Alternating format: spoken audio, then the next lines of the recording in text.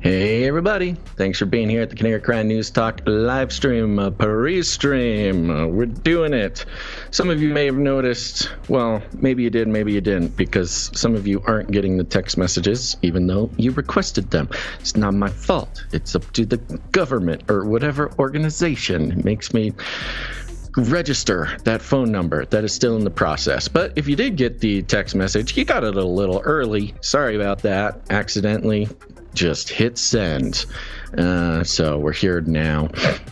Quick favor, if everybody wants to tweet out a link or Facebook out a link or toot out a link, whatever you do, send a link to the live show. Just put it out there, even if you don't have a lot of followers or whatever. It helps the algos just to see our links floating around, so that would be very helpful. Other than that, today is the last day. The deadline is upon us, folks. It is the last day to sign up for the Canary Cry supply drop, which will be going out next month.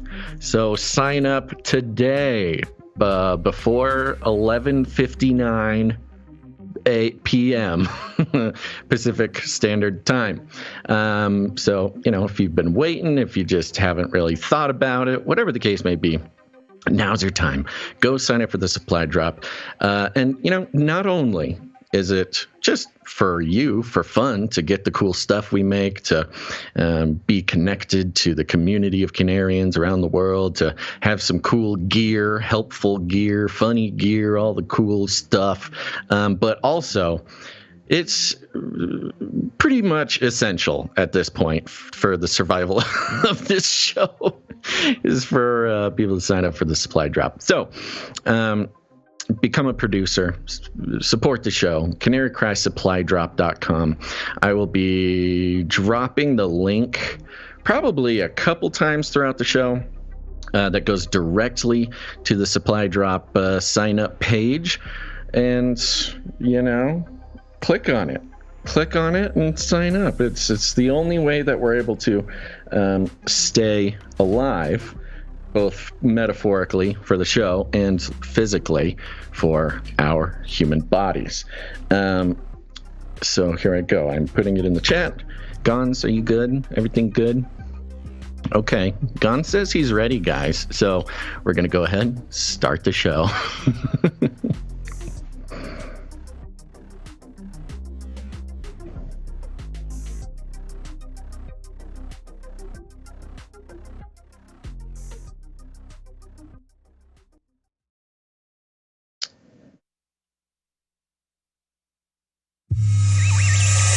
The world is getting crazier. People are acting more and more insane. The end of the world is tomorrow. Tomorrow. There's only one thing to do when the world is falling apart. Listen to Basil and Gonz as they discuss this week's news and events through the lens of Bible prophecy. You are listening to Canary Crime News Talk. You're listening to Canary Crime News Talk. Today is November 30th. 2022. We are live to tape on episode 565, and today, heard Ingenuity. And signing on for month of grade, Razzle Dazzle, I'm your best buddy, Basil. Yay. My name is Gons, formerly of the Face Like the Sun YouTube channel, director of the Age of Deceit films, who also happens to be your favorite Asian provocateur for Christ, aka the Cabana Boy. Live to tape here from California to serve you a podcast that brings you the best news, which is the gospel message of Jesus Christ, while reporting the egregious with a well-rounded, biblically grounded take on world events. And there's lots of world events happening that's stacked up against us because we sat out for a week, and now we have to trim. But today's immersion phenomenon. Trim. Yeah. Mm-hmm. Today's immersion phenomena exposed, Basil. Everything is getting exposed.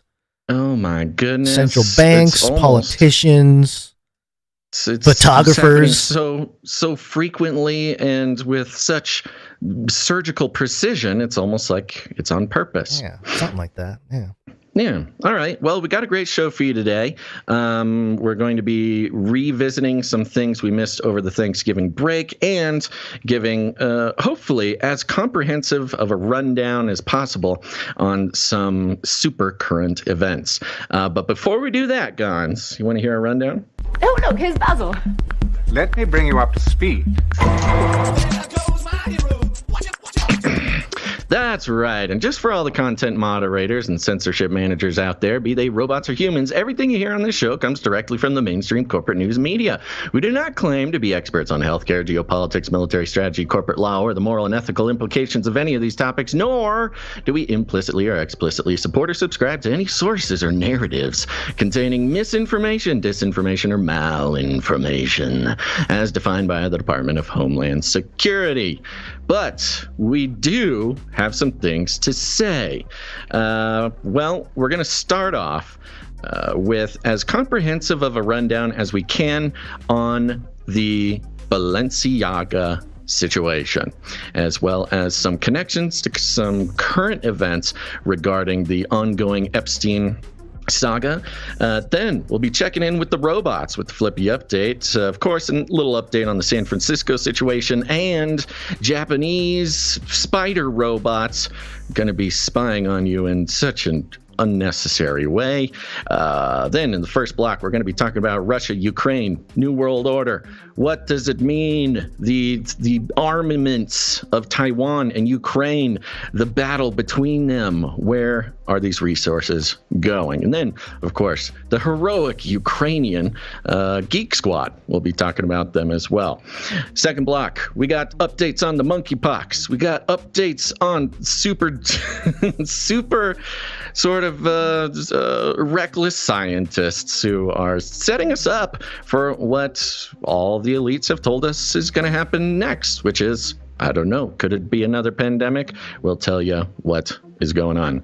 Then, of course, vibranium has been discovered. We'll talk about the new minerals that have been found and what that might mean for some of the ongoing trends and forces we've been tracking. And then at the end of the show, a VR update, which we have not done for quite some time. Nice little throwback for old school Canary Cry news talkians, and how VR is becoming a matter of life and death. But first, Gons, our lead stories. Epstein didn't kill himself. Yeah, so to get into the whole Balenciaga, am I saying that right? It's a tough one to soak in. You put such a fancy accent on it. You might think that you're some sort of luxury fashion designer. Well, that's the world I come from, as you know. So no, it isn't, and you shouldn't say that even in jest. Now's not the time. Sure. The Hill had this headline to lead us into it. Jeffrey Epstein accusers sue banks they allege facilitating sex trafficking. And there was a whole bunch of other stories I had about the banks. There's a lot of financial shakeup happening. It's a great reset. We're in the middle of it. So, obviously the traditional markets, obviously crypto, the European Central Bank coming out and saying stuff. We might cover it on Friday. But to pile on, it goes deeper. Yeah, it definitely goes deeper. To pile on, women who accused the late Jeffrey Epstein of sexual abuse have sued Deutsche Bank, AG, and JP Morgan Chase and co., arguing the banks enabled and financially benefited from Epstein's sex trafficking operation. Two separate lawsuits filed in the U.S. District Court for the Southern District of New York Thursday alleged the banks knowingly benefited from, quote, assisting, supporting, facilitating, and otherwise providing the most critical service for the Jeffrey Epstein sex trafficking organization to successfully do really bad things to people in traffic and all that. So, pretty intense. This is an interesting update. First of all, it's nice to know that things are still happening. The victims that have been sort of tirelessly working through the court system, some of them for like a decade, aren't stopping. They are not stopping, which is excellent. I believe that this is, they're doing the Lord's work as far as this goes. And, this harkens to a very interesting movement that we've seen in other situations, which is suing the banks in this case, but suing the services, the companies that even facilitate the transfer of money.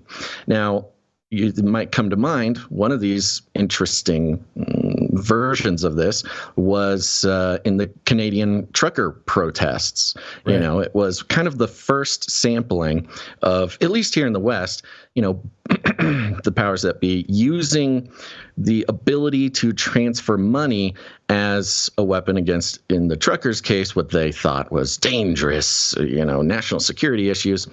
But this is a fun sort of turnaround where it is the people, the population, the civilians using the law against the banks that may not have actually broken the law, but facilitated breaking of the law. I think there is a danger here to sort of normalize, giving precedent to banks to just turn off services to anyone that they want at any time. But we did see recently fiduciary responsibility to do so if they're going to be hit with alleging facilitating. Maybe that only kicks in though when it affects profits for shareholders. Sure. But there is a case to be made about that. More recently, you had Kanye getting his JP Morgan bank decided not to service just Kanye drop him. Yeah, which is another sort of precedent-setting thing. But this will be very interesting to see how this turns out. I do give kudos to the people staying on this like a dog with a bone, making sure that it doesn't just simply slip off into the silent night. Yeah. So we'll be keeping a track. That whole thing. That's what it'll be interesting. The set a precedent for civilian people suing banks for simply doing business with individuals that they don't like. It could set a dangerous precedent. I think also, part of the Great Reset, we've been talking about the network states and digital identification and becoming the geopolitical or geographical aspect of our citizenship becoming more and more obsolete. This plays into it. People are going to be herded into, hey, you're fully part of the ESG, the CBDCs, all that stuff, and some of the morality that's out in public, as we will see here as we continue on. People get to decide, hey, do you want to be part of that or something else? Being pushed out into some more decentralized things, and there's stuff to talk about there, but. Back on point here. How does this connect to the Balenciaga situation? That's right. So Balenciaga, if you haven't heard, you are probably living out in the forest somewhere, but we'll be giving a quick review on some of the interesting details. So we'll start out by DailyMail. And this is interesting. No, we're not going to start with the DailyMail guns. We're going to start with the New York Times. Okay. Let's see here. Is this the high fashion? We're not going to start with the... What are we doing? I know. Yeah, we'll start with the New York Times here. So, okay. I believe that the New York Times brings a very interesting angle into the situation. Don't they always? Right. Let me guess. Are they defending pedophiles? They're certainly being accused of that. Mm-hmm. But to summarize the situation, because we are at the top of the show, we don't have time to read a whole bunch of articles about this. To summarize the situation, Balenciaga, luxury fashion brand, put out some marketing photographs from two separate marketing campaigns, one from this fall and one that was scheduled for this coming spring. And these photographs were highly disturbing. They actually came out quite a quite a while ago, a few weeks ago, these were made public to the internet at least. And so this story has been developing for a few weeks. Just like the past few days has it made it to the mainstream media. But I think it's very interesting, the timing of all this. So a few weeks back, they put out these photos, very disturbing, strange marketing photos with children and, BDSM gear and strange poses. The background, not the background, but the set of these photographs were littered with strange paraphernalia, certainly not appropriate to have children in those situations, but some explicitly even more inappropriate than just simply pearl clutching. And of course, in the world that has been sort of primed by Pizzagate in 2015, 2016, to QAnon, this has been floating around for 7 years or more in sort of a more popular online sense. And this Balenciaga story is one of the most interesting to me because for the first time ever, the mainstream media is having to take it seriously. We can just go through some of the headlines here. Let's jump over to the New York Post, Gons. New York Post had an article, came out yesterday. Controversial Balenciaga designer Demna Gvasalia dragging house down amid BDSM ad backlash, says insiders. So you have New York Post. They kind of break down in quite some detail the inner workings of this controversy, even pointing out some of the very specific evidence of this. Some of the evidence that is troubling people, besides having teddy bears and BDSM gear and children in strange poses. In one of the photographs, the on the table or whatever next to the child was a stack of papers. You zoom into that stack of papers. It's actually paperwork from a Supreme Court ruling, and this was specifically a Supreme Court ruling on promoting child pornography on the internet, specifically, in photographic form. So you're questioning. And Supreme Court documents questioning the promotion of child pornography. Sure, and how it has to do with free speech. Is child pornography, how does that interact with free speech? So obviously, it's one thing if the document was like, child pornography is absolutely horrible and evil and has no place in polite society. But this specific document was talking about, is child pornography free speech? So you've got an interesting connection to some current events, both politically and, in popular culture. You've got the Elon, the free speech, the this, the that. I believe that this particular detail does sort of lean in the direction of painting Elon and free speech advocates, with a strange discolored brush with hues of child pornography, which, of course, from a mainstream liberal perspective, is an excellent setup to help, take down Twitter, take down Elon, that whole battle. But at the same time, you got to remember, Elon has explicitly talked about cracking down on child pornography on Twitter, which the previous Twitter ownership and such did a very poor job at. Yeah. Now, continuing on, we've got this article from DailyMail.com.uk. Balenciaga plans to file $25 million lawsuit against producers of controversial handbag ad that included SCOTUS child porn ruling after apologizing over bondage teddy bears. So this is a bit of the response of Balenciaga. For about a week or so now, they've been putting out apologies, and really, honestly, you read the apologies and it's like, okay, this is just a lame attempt at corporate, damage control, basically. And I think in more of a PR move than anything, they're actually suing the production company that did the production on the advertisements. Now, I actually went down the rabbit hole on the conversation that's being had within the production industry. And of course, everybody in the production industry is like,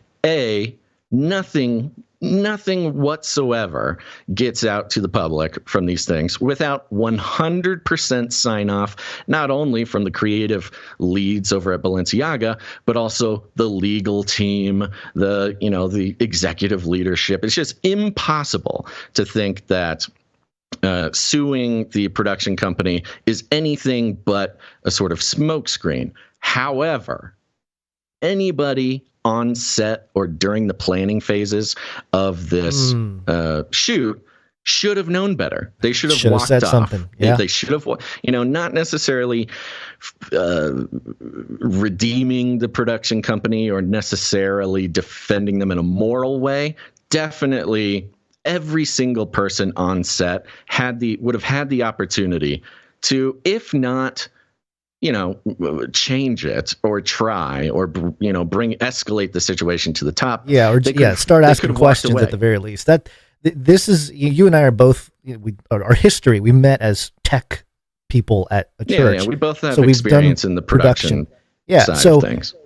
It would be very obvious if something was taking place as part of the production and it was questionable. It would be very obvious to the people. An individual can just walk off a set. You don't need to follow through with something that you don't feel is or is illegal or whatever. Illegal. Yeah, sure, so everything. they're trying to sue the production company. I don't know. I doubt that'll work, but it's a good piece of PR to try to. It's funny because their apologies are like, "We take responsibility for this. We cannot believe we let this happen under our watch."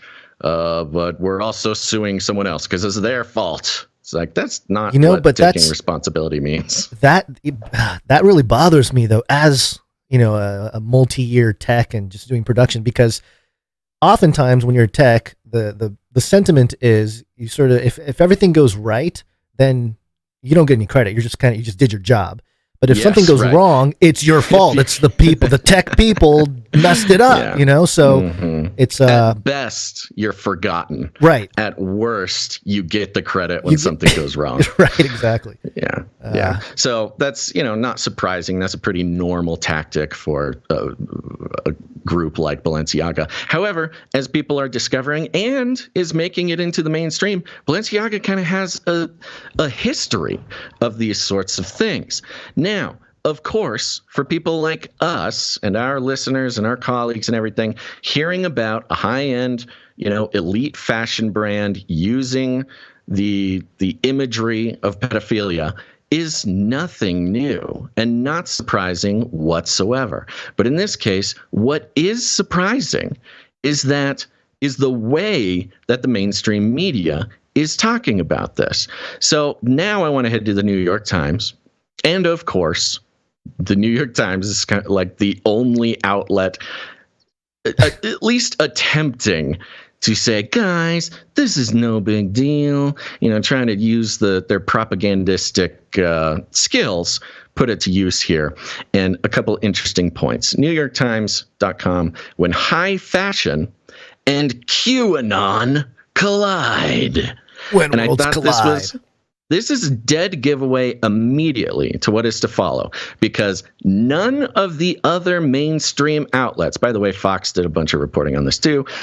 Pretty much everybody has at this point, but I could not find a single other mainstream outlet that connected this with QAnon. And I thought that was fascinating because, especially over the past couple of years, they will connect anything to QAnon that they could possibly spin and that they want to discredit immediately. Connecting something to QAnon is an immediate discreditation of the facts of the story. It's on the list of the to-dos. If something comes up, it's like, well, let's see. Does it fit QAnon? Close enough. Got to compare it to Trump. Got to compare it to QAnon. Got to connect it to Russia. QAnon used to be, a big one, and we really haven't heard a whole lot out of the media regarding QAnon recently, but we are moving into the 2024 election season, so get ready for more of it. But the New York Times, really one of the only mainstream outlets connecting this situation to QAnon. And it reads like this. I'm going to be skipping around quite a bit because it's quite long, but they've got some interesting details.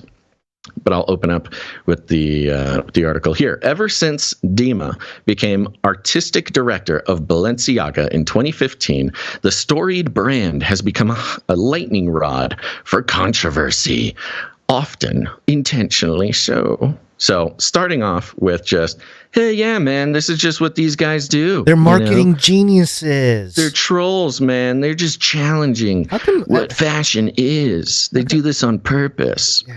So nobody's saying that they didn't do this on purpose. In fact, the only people who are saying they didn't do this on purpose is Balenciaga themselves. So you have New York Times trying to make a case that even Balenciaga doesn't agree with. See, remaking IKEA's 99-cent shopping bag as a luxury good, putting heels on Crocs, selling destroyed sneakers for $1,850, dressing Kim Kardashian in a head-to-toe black body stocking for the Met Gala, and sending models who looked like refugees down the runway carrying trash bags made of expensive leather. The outrage provoked by such moments often seemed to be the whole point. Do you remember any outrage about any of those things? They're building a narrative here that is simply that. It's a narrative crafted by New York Times, narrative magicians. What outrage was there when Kim Kardashian wore a black body stocking to the Met Gala? I will tell you, the only people actually pointing out, hey, this seems like some weird occult symbolism, or maybe the small fringy group of truthers that would point it out. The weird podcasters, the weird fringe podcasters are the only ones. Yeah. So the outrage provoked by such moments often. I'm sorry. Go ahead. Often seemed to be the whole point. Each only bolstered the reputation of Dima's Balenciaga as a brand that forces consumers to grapple with the very meaning of taste. Ooh. Now, however, the release of two campaigns by Balenciaga, which is owned by Kering, the French luxury conglomerate that also owns brands like Gucci and Saint Laurent, has taken the public opprobrium to a new level. Cool word. One campaign featured photos of children clutching handbags that look like teddy bears in bondage gear. Another campaign featured photos that include paperwork about child pornography laws. Together, they ignite a firestorm that traveled from the internet to Fox News. Whoa, that's an interesting pipeline. Mm-hmm. The internet to Fox News. Right. And remember, this is coming from New York Times. So knowing their MO and what we've seen in the past, connect that pipeline, internet to Fox News. That is the pipeline of misinformation, of lies, of politically motivated conspiracy theories. So right off the bat, they may not be outright defending Balenciaga in blatant terms, right, but they are building the narrative that is, stop it. This is just another QAnon nonsense. Right. He's just doing high-level fashion and design and marketing that you peons won't understand. And yes, and all those dumb Trump supporters just don't understand art and fashion. Right. Together, they ignited a firestorm that traveled from the internet to Fox News, fueled by allegations that Balenciaga condoned child exploitation. The controversy has become one of the most explicit collisions. Now, listen to this. First of all, it's controversy. So, you can, there's fine people on both sides when there's a controversy, New York Times. But the controversy has become one of the most explicit collisions of internet culture, politics, fashion, and conspiracy theories to date. Oh, so folks, you really need to stop and think about this, okay? This is just an explicit collision. This is just worlds colliding, okay? It's the intersection of different kinds of people thinking different ways, not explicit I don't know, normalization and glamorization of child abuse and pedophilia. No, it's not that. It's just different worlds colliding and not getting along. We're going to do New York Times a favor. I think what you are trying to say is that what this is simply... Most modeling is kind of acting like a beast, but making it fashion. Beast. But then make it fashion. That's all they have to say. This is beast fashion. It's true. What's wrong? What's wrong with you guys? You guys can't get on board with beast fashion? That's your problem, QAnon conspiracy theorists. This is the epitome of beast fashion, a segment that we've been doing on this show for like 5 years. This, it's, sometimes we don't know why we focus on ridiculous, things, and then it turns out that it's exactly what the world needed 5 years later. Now, they have some subheadlines in this article that range from completely pointless to absolutely offensive. Now, a lot of their subheadlines are questions that they answer themselves. It's like, who's asking these questions? Oh, they are. Okay. And they're answering it too? Okay. So one of them is, what happened first? And then they go into the history of it, just the recent few weeks of the thing. Sure. Then they say, wait, there were 2 different ad campaigns? As if that matters at all. That there was 2 different ad campaigns. And this is a strategy we've seen plenty of times when New York Times in particular, but the mainstream as a whole, uses as a way to give the impression that a conspiracy theory is so complex and convoluted that it couldn't possibly be true. The fact that there were 2 different ad campaigns that were repeat offenders is what that means. Is they were repeat offenders of glamorizing child pornography, pedophilia, things like that. But asking the very question, like, wait a second, I'm confused. There were 2 ad campaigns? Yeah, we've seen you do this before. It is needlessly complexifying the details in a way that suggests that dots are being connected that shouldn't be connected. I'm not going to read it. It's complete nonsense. The next one, the internet is full of trolls. Why did this controversy take off?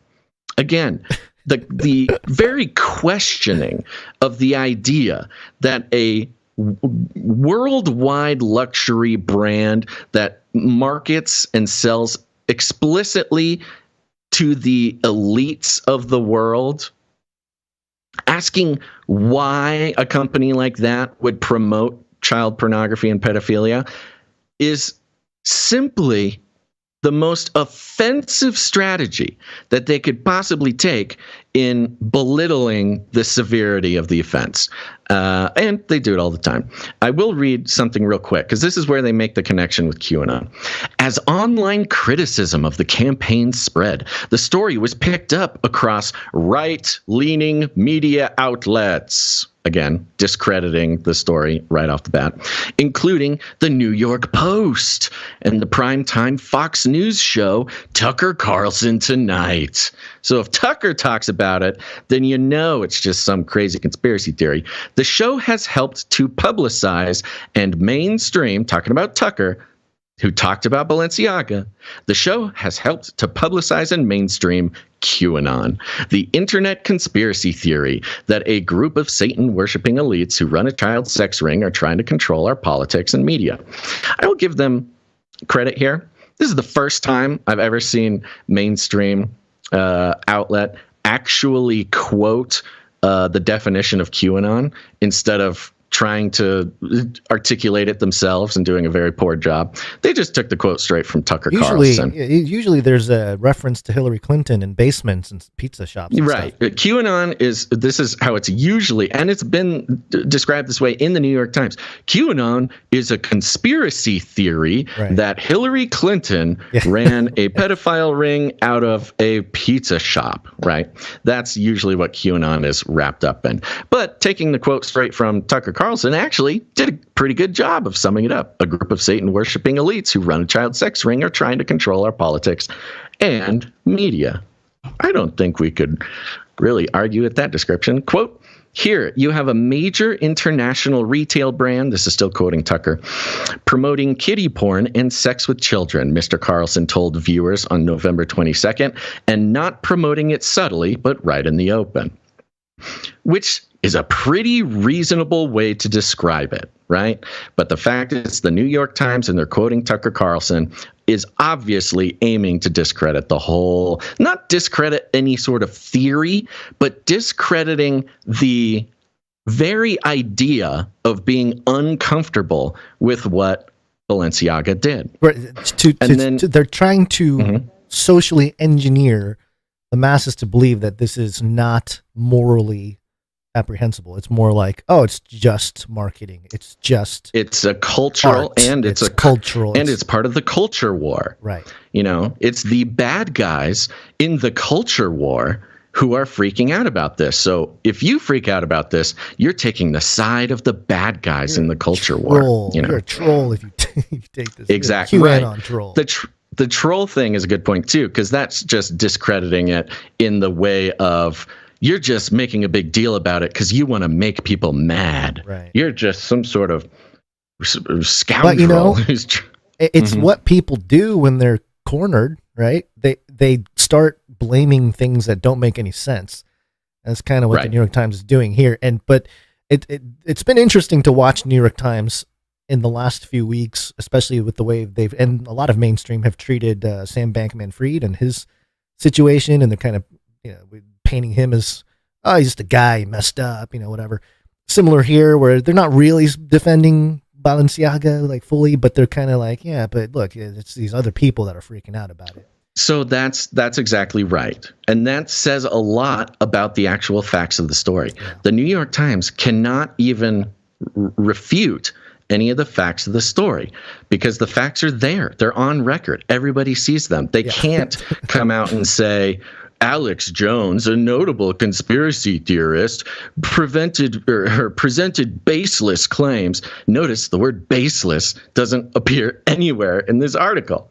And so they go on with another subheadline. Where did the copy of the Supreme Court decision come from? Who approved it as a prompt? So they take 4 or 5 paragraphs to describe that the set of the photograph was supposed to be just fake office documents, and nobody knows where those documents came from.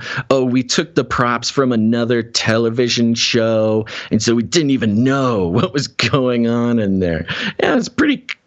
I mean, it's ridiculous on its face, and you know, what an extraordinary coincidence, not conspiracy theory, but an extraordinary coincidence that, your marketing material explicitly glamorizing child pornography just accidentally had fake office documents referring to a Supreme Court document on free speech and child pornography. That is some paying attention to detail when it comes to a set piece there. So would show a lot of intentionality. But this is, again, I feel like it's just hurting people.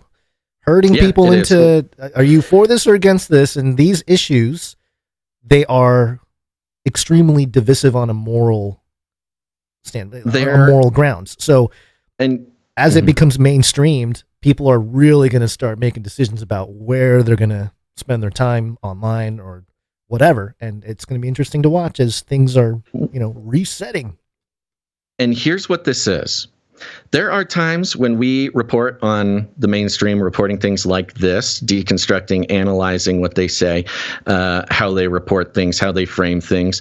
And, our analysis leans on, they are preparing the way. They are programming people so they can use these triggers, so they can use the culture war, so they can use emotion to later defend something horrible, right? This is not that. This is not paving the way to be able to activate the programming in people. This is what they've been preparing for. Yeah. This is not a symptom of what they've been planning for. This is the exact moment that they have been programming and engineering how normies read the news to deflect and protect some of their elite friends.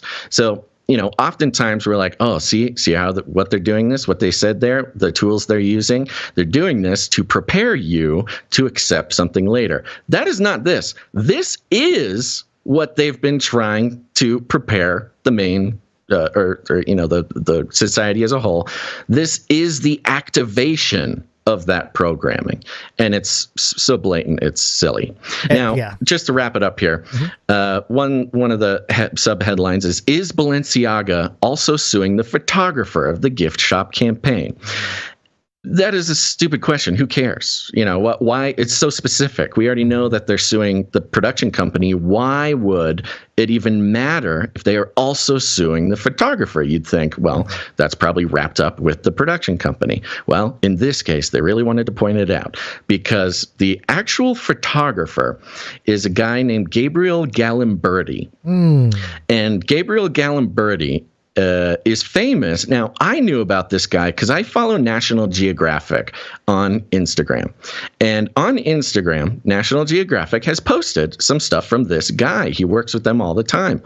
And one of his long-standing projects, as he travels the world taking photos for National Geographic, is he does this project where he finds children of other countries, and he has those children lay out in front of them all of their toys. And he claims, our toys, they're so much of who we are, who we turn into. They're a reflection of our family and our culture.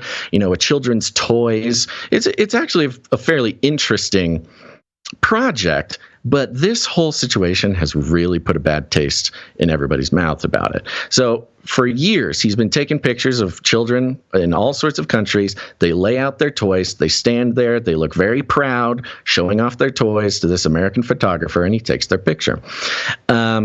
This is the same guy who's the photographer for these photographs of children with hopefully not their toys, but somebody's toys laid out all in front of them, not just including like weird sexual objects, but occult books and alcohol and drug paraphernalia. And the details on some of the objects in these pictures are so strange.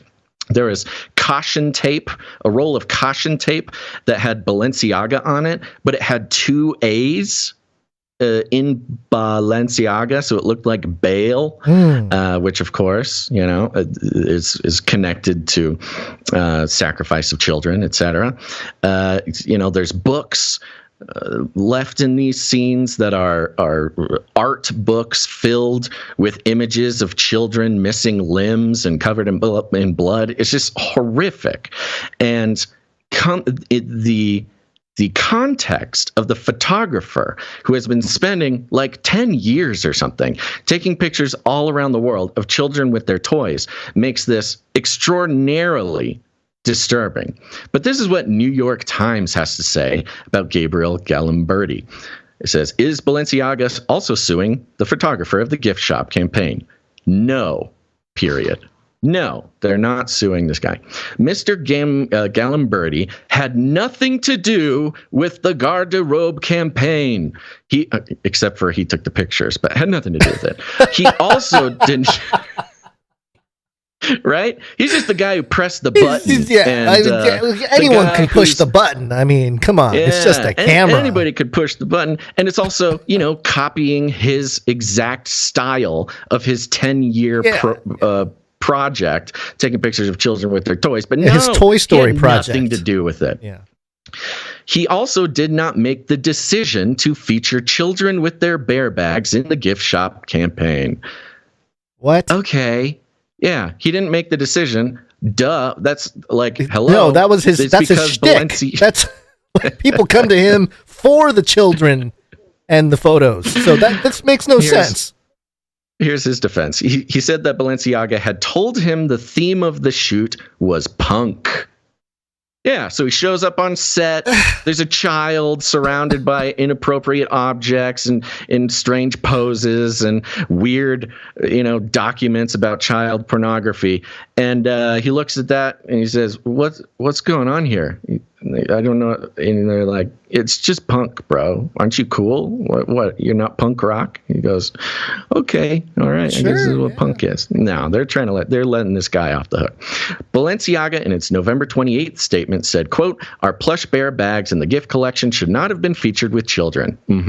This was a wrong choice by Balenciaga, combined with our failure in assessing and validating images. The responsibility for this lies with Balenciaga alone." This is Balenciaga admitting total responsibility and then goes ahead and sues the company. In other words, don't blame the photographer, but the nuance was lost amid the heat of reaction. So then it goes on and demonizes people who are blaming the photographer, stuff like that. Then it goes on just to kind of sum it up. There's some there's some details here. Now, this could be considered sort of defending Balenciaga, but it's just the New York Times doing what the New York Times does best, which is protecting elites. I'm kind of going to skip around a bit. In the United States, home to the world's largest luxury market, the reputational damage from the continuing firestorm could be seismic for Balenciaga, a brand more used to being lauded for its ability to tap into the cultural moment than excoriated for its missteps. So Balenciaga, they're so good at tapping into the cultural moment, and they're never attacked like this. Well, I would say that once again, they've done an excellent job at tapping into the cultural moment, which is the broad understanding that the elites of our societies around the world are not held responsible for committing the horrible crimes that they do, often in plain sight. I would say, again, Balenciaga doing a wonderful job of tapping in to this cultural moment. And could this all have been on purpose? Yeah, it possibly could. It does provide an opportunity, once again, to discredit anyone who has anything bad to say about the elites. Then it goes into Kanye and Kim Kardashian, and it's kind of pointless. But there was an interesting detail where Kanye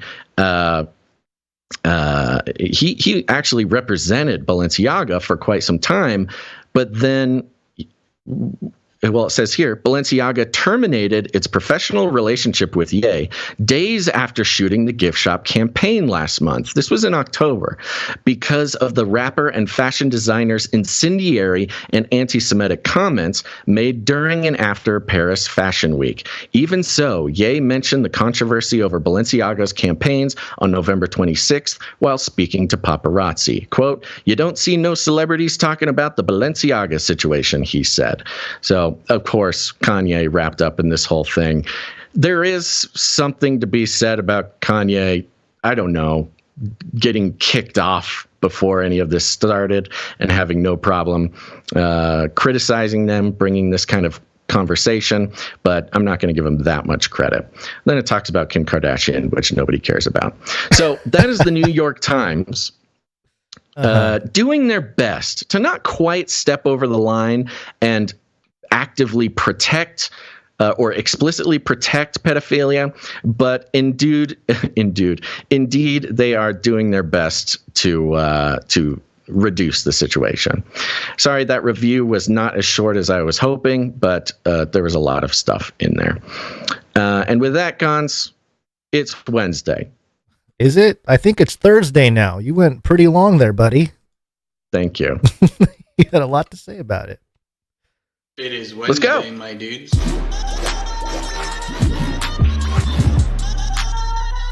Wednesday.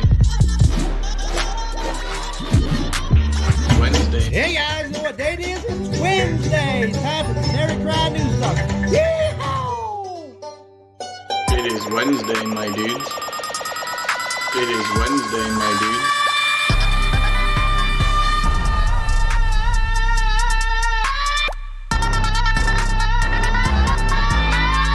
Wednesday, my dudes. It is Wednesday, my dudes. Woo. That's right. It is Wednesday, Gons. Do you have anything personal to report? Not at the moment. Not at the moment. No. Okay. Yeah. No, I will give an update on my sleeping situation. Yeah. I have improved the situation through sheer force of will. Have been able to get more than an hour and a half of sleep the past couple nights, but we're still not up to snuff here. I think I got about 5 hours last night, which honestly is a huge relief, but still working on it, folks. So apologies if I'm a little loopy today, but we're working on it. Thank you, everybody, for your tips, for your well wishes, for all your commiseration. I appreciate it very much. And we'll just keep the ball rolling here, Gons. Let's thank some executive producers. Executive producers. That's right. We're on the value for value model, folks, which means we take no corporate money whatsoever. And that is the fun part. Corporate money has no place in independent media, especially when you are trying to take positions that are not brand friendly. And again, advertisement in particular is, basically the corporately sanctioned mind control to make us unhappy with the way our lives are going and convince us that simply purchasing a product will finally bring us the happiness and fulfillment that we wish. It's just sort of generally not a great thing in the world. In fact, marketing, advertising is the justification for such problems such as deplatforming, demonetization, all this kind of stuff that we see so much of. But it's also, marketing, advertising, that's exactly the room in which the Balenciaga issue took place. And so from top to bottom, advertising and marketing, while not inherently evil, is not something that we've decided we want to use to continue doing this show. Instead, we're on the value for value model. If you get any value out of what we do, consider becoming a producer. They are real credits. It is an absolutely essential part of keeping this show going. It would not continue if it were not for our producers. And we got a couple executive producers coming in, Gons. Let's thank them. Let's do it. Executive producers. Yeah. Boonch, boonch, boonch, boonch. There's a new thing here. Yeah, you play your executive producers jingle. Or did you already do that? Yeah. Okay. I haven't gotten a lot of sleep. Let's thank them now. First of all, we have executive producer Rab of Western Russia. Rab, where's my little thing? What's going on? Here it is. I don't know. There it is. Rab.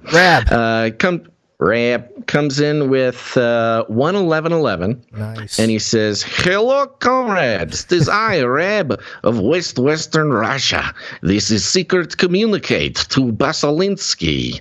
Comrade, to keep your identity safe, we have decided to give you code name to stop the forces of liberty, knowing your true identity. From now on, you will be Agent Derwin. Can't stop a cough." Agent Derwin can't stop a cough. Okay. I get it. Can't stop a cough. It's a Russian name. Can't stop a cough. I see. Yeah, it's very funny. P.S. Could Comrade Dove, I've got an itch to create more glorious propaganda art of the defiant rooster of the revolution. We've got a request from the homeland. Producer Dove, we need more propaganda rooster arts. Yes, okay. Well, thank you, executive producer Rab of Western Russia. Mm-hmm. Yeah.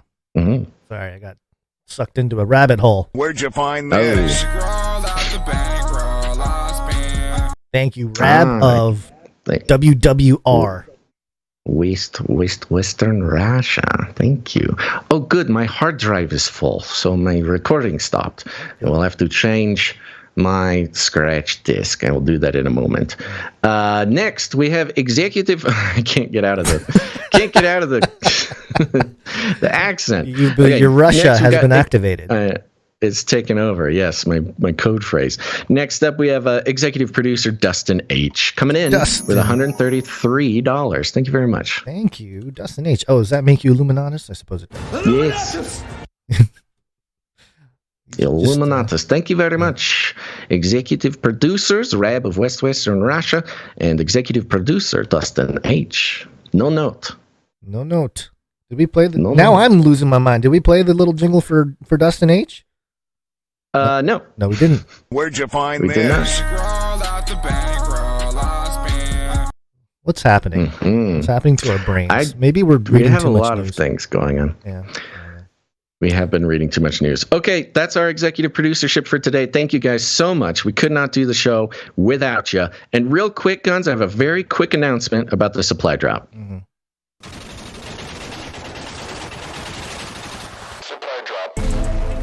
Canary Cry supply drop, baby.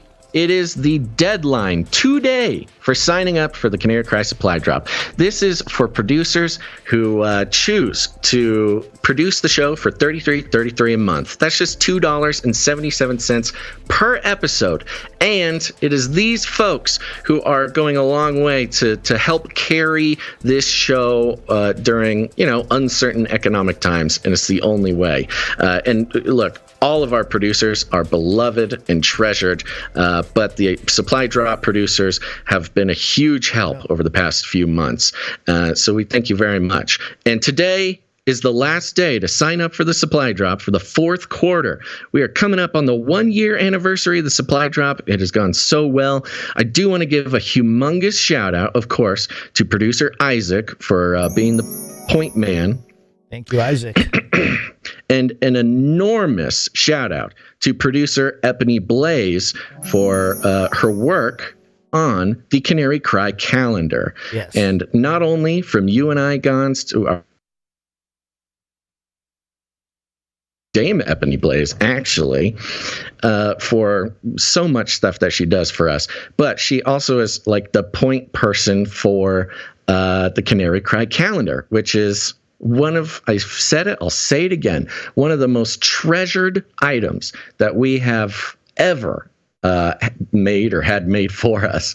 The Canary Cry calendar, which is a calendar which is chock-a-block full of art by our producers, brand new custom art, by the way. We're not repurposing art, as well as dates, holidays, important anniversaries for secret society topics, conspiracy theory topics, biblical holidays, and of course, notable dates for this show. It's a wonderful treasure, and I think everybody should get in on the Canary Cry calendar. And the only way to do it is to sign up for the supply drop. You can check your email. If you're on our email list, you'll have easy links to get there. But also, you can just go to canarycrysupply.com. And I highly recommend you do. I will say this. The supply droppers who are signing up right now at the end of 2022, it's really giving us a picture of what we believe we'll be able to do for next year, 2023. It's kind of setting up our expectations for our budget, for the growth opportunities we want to take advantage of, for the special projects, for the, just everything having to do with our big plans for next year. The supply droppers are a metric to what we are able or might be able to do next year. So if you want to, support the show, put some value back in, and receive awesome stuff, and help give us an idea of how how many steps forward we can take next year, now is a great time to sign up. And you do so by going to canarycrysupply.com. Yep. And yeah, we've been showing We're all the waiting calendar for the supply drop. Oh, yes. Oh, good. Yeah, the calendar art on the screen there so you guys can check it out. And yeah, this is going to be very important and vital resource for you because 2023, I think it's going to be the year of genetics. 2023 and me. Eh? Get it? No? Oh, I see. Yes. All right. You know what we have to do? We have to revisit our predictions that we made for 2022. Yeah, we wrote them down somewhere. Remember we made those predictions on New Year's last year? Yeah, and I also saw in the chat it's somebody's birthday. Nice. Okay. Twisp's birthday. I think they're always in the chat, so happy birthday. Yeah. Happy birthday. Happy birthday. There we go. All right. Well, I say we just keep on moving, huh? Uh-huh. Flippy update. Do you want fries with that? That's right. It's time for the Flippy update. Flippy is our colloquial name for the disembodied robot arms that are taking our jobs, enslaving our children, and flirting with our spouses. We use talking about Flippy as a way to explore all the new, fun, and exciting ways the robots are taking over the world and how there's nothing we can do about it. Today's Flippy update has been in the chamber for quite some time, Cons. We have been looking for a moment to share this one. Now, I will say there is an update on the San Francisco, California Police Department and their attempt first to sneak in armed robots and gain permission to kill people with robots. First, they tried to sneak it in. Then they were more explicit about it. And my browser is nice and slow right now. But we do have an update, and this update is coming from CNN, and the headline speaks for itself. San Francisco supervisors vote to allow police to use robots to kill. So it has passed, folks. The San Francisco, the bastion of liberal policy, has officially allowed their police to kill people using robots. We may have, maybe it was, I think maybe Sharon Gilbert over there at PID Radio was the first to sort of mention how the robot uprising would start in Silicon Valley, like an actual robot army. So I've heard her say that years ago. So maybe, she was right about some of that stuff. But yeah, no surprises. And Of course, it's, we've been tracking this stuff. You've been tracking it.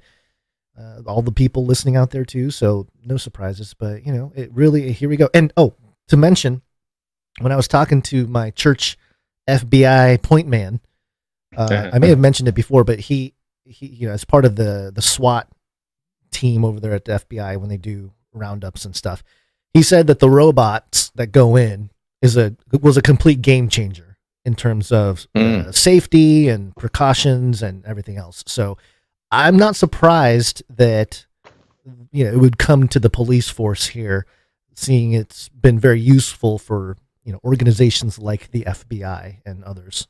So right, it was only a matter of time, really. And it was hopium, all that Boston Dynamics talk about, we're not going to put weapons on our robots. That was all just propaganda. Yeah. Well, it's that slippery slope, man. People talk about the slippery slope, and then they belittle the concept of the slippery slope. And we've been tracking the slippery slope of killer robots for quite some time. And we finally come to a point where they just really don't really care anymore. And there was so little friction, too. It was really impressive. Yeah. But speaking of so little friction, Gons, let's head on over to Japan, because we've got a Flippy update regarding your homeland there. We'll control them with toileting.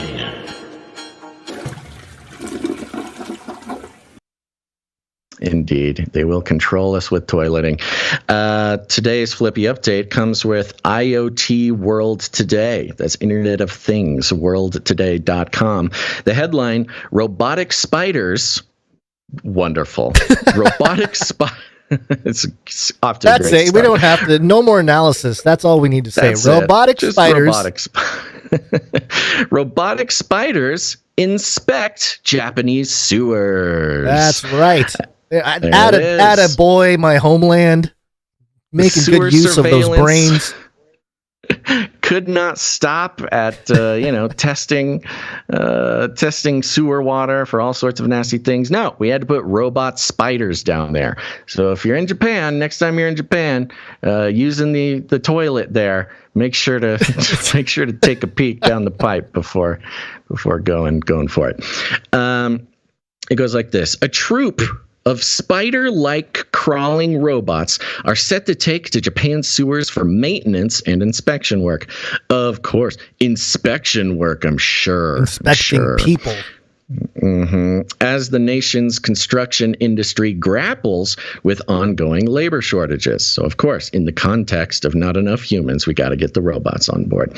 The multi-legged robot known as SPD-1 was designed by robotics company TMS UK and reportedly created a response to a request from a road and sewage pipe maintenance company facing a shortage of workers. SPD-1 is fitted with an array of LED spotlights and sensors to identify and navigate its surroundings, as well as an onboard 360-degree camera that streams real-time videos to workers outside. Oh, good. Good. So not only do you have a robot with cameras rolling around your sewer system there, ready to sneak up on any unsuspecting toilet users, but there's also cameras and it's live streaming. Do you think they'll develop AI personalities? Like, hey, this is SBD1 number 5.8. Check out they this. Should all have their own Twitch channel. Looks like a District 5 was eating some real rough sushi the last couple weeks. What's up, fam? This is your boy, SPD1. Make sure to like and subscribe. Today I'm going to be crawling up into the sewer pipes of this apartment building. I'm going to be doing an unboxing of my haul today. So make sure to like and subscribe and get my merch in my merch store. The remote-controlled robot is connected to an operator via cable with a game console controller for its motions. The robots can be used either individually or in a group. Good. Swarm those little guys. And the devices are capable of being linked together by a cable to perform different tasks on a job, with one navigating, one identifying areas for repair, and the last performing maintenance via robotic arm. Robotic arm, Flippy, attached to a spider crawling through your sewers. I love it. Flippy has gone to the bottom of the ocean. He's gone into space. He's made it into your local burger shop, and now he's crawling around in your sewers. Thank you very much, Flippy, for your tireless work. Yeah, this is troubling for me in particular. Japan leading the world in depopulation. Their birth rate is extremely low, and I'm hearing a lot more about the slowdown of population growth now that we've surpassed 8 billion officially. They're saying that it's going to slow down, and it's time. It's time for the robots to really start taking over. So it would make sense that we're seeing this in Japan, where, again, a lot of the workforce, a lot of just jobs in general are going to be overtaken by robots, and it'll replace a lot of the population, literally and economically and everything else. So, of course, sewer surveillance and spiders too. That's right. So make sure to check those toilet bowls, Japanese producers, and thank you for your courage. That's your Flippy update for today. Russia. Fight for Ukraine. New world order.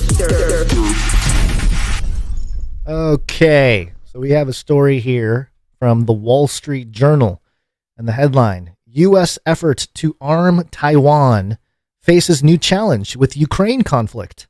Flow of weapons to Kyiv taxes an already stretched U.S. defense industrial base.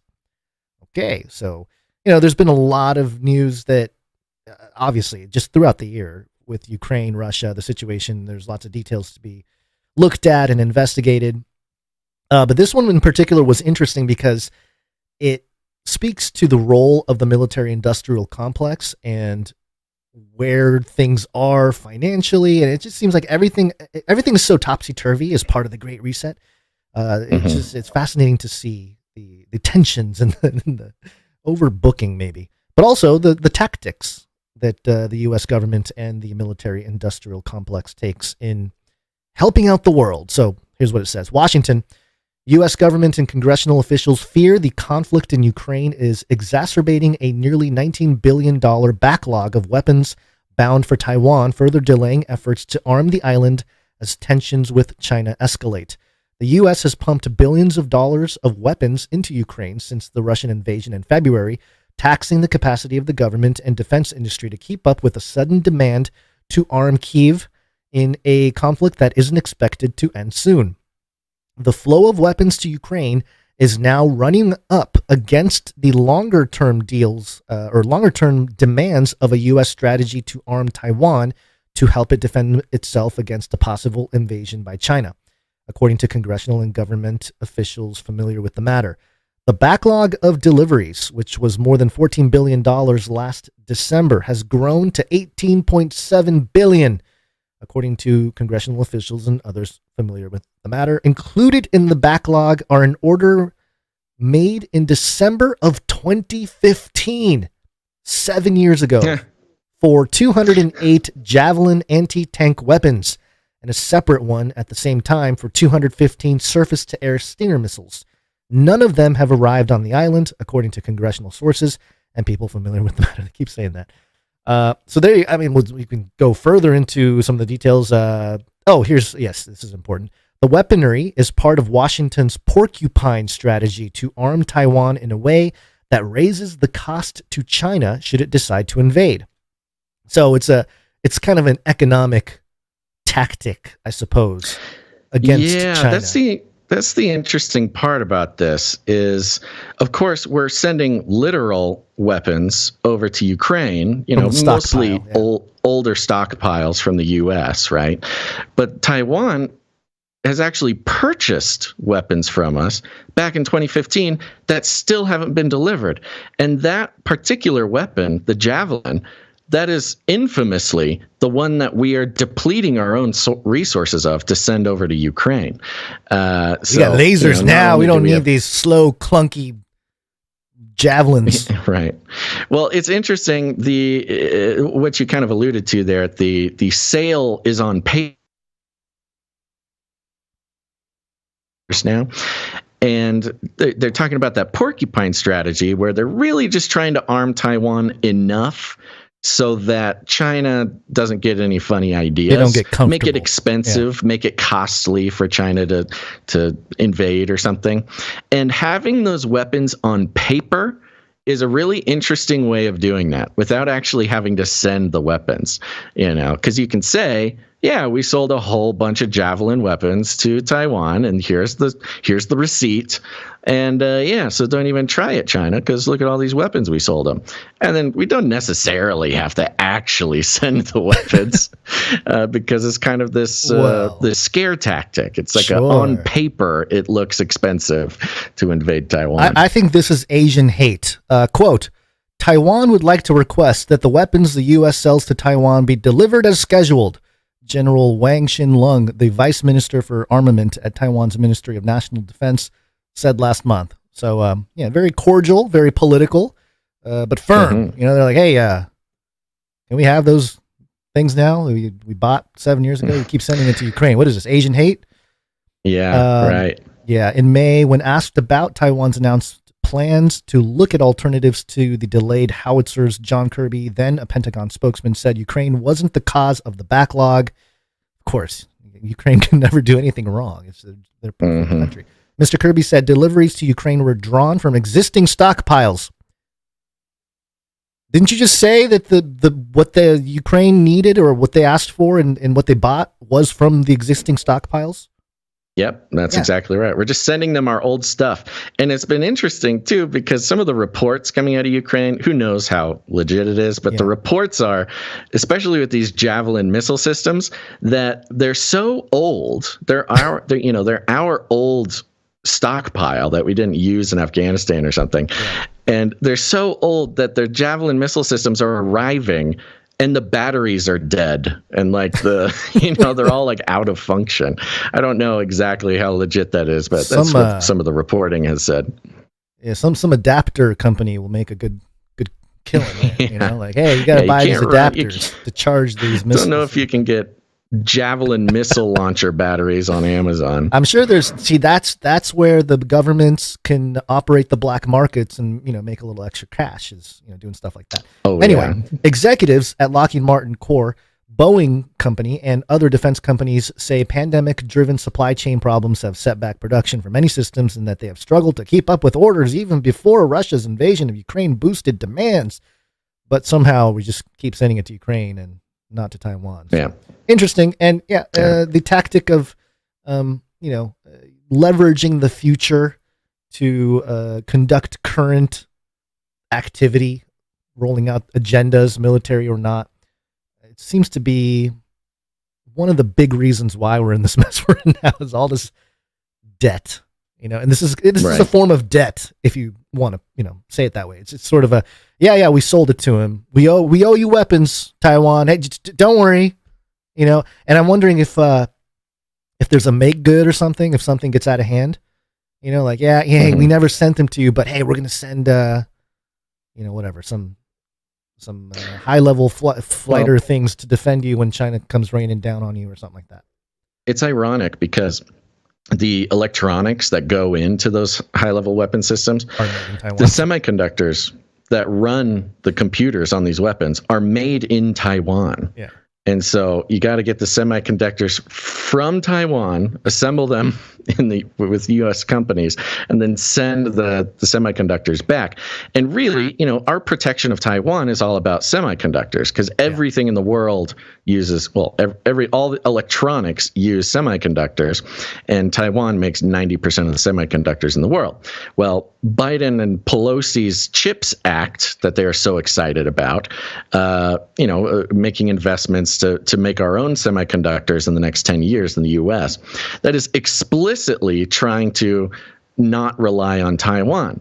So it's this really fine balancing act in investing in Taiwan to keep our semiconductors coming, but really only do it long enough to build our own stuff going, to have it going enough here, or at least domestically, so that we can just let go of Taiwan. Hey, there you go, China, have Taiwan. Right. Which, look, I think is a good plan for the U.S. We do need to bring that kind of manufacturing back home, but it's the sort of like virtue signaling around protecting Taiwan for the sake of democracy, but not doing it so much that, you know, we overinvest in them. Yeah, it's like the ultimate diversion, you know. Hey. Meanwhile, writing countless blank checks over to Ukraine. Yeah, absolutely. So one of the things that's resetting is the internet, and let me tell you, or you can tell me. I don't know. You brought this, but I think it's interesting. Yeah, I'll give you a little rundown. It's pretty interesting. This is coming from Bloomberg here, and we've talked about the literal battlefield for the majority of geopolitical war is going on online. It's information war. It truly is like some of the most important parts of the battlefield is the internet. You know, it sounds kind of like, I don't know, it sounds weird still. It's, you know, because there's a part of me that's like, people are still thinking that the internet is not real. You know, our parents, when we were growing up, why are you doing that? No, the internet, that's not real life, et cetera, et cetera. Well, we know it is real life now. And insofar that it is also an actual battlefield, actual wars being waged on Facebook, on social media, and just on the internet, you know, not just between culture warriors, but also between geopolitical states. And there's this interesting reporting coming out of Bloomberg, and the headline is this: Ukraine's repair crews dodge bullets and splice cable to keep the country online. And it is really, it's a fun read. It is very long, and it's written almost as like a it's almost written as a pitch for a movie.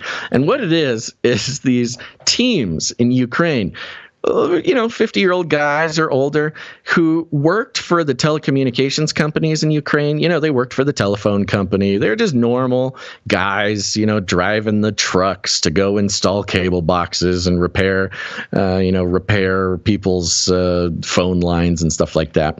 And when the war started, they sort of became this like elite squadron, this geek squad of war fighting internet repair people. And it's really interesting story about how these guys, the war started and I was smoking a cigarette and I heard an explosion and I knew the internet went down.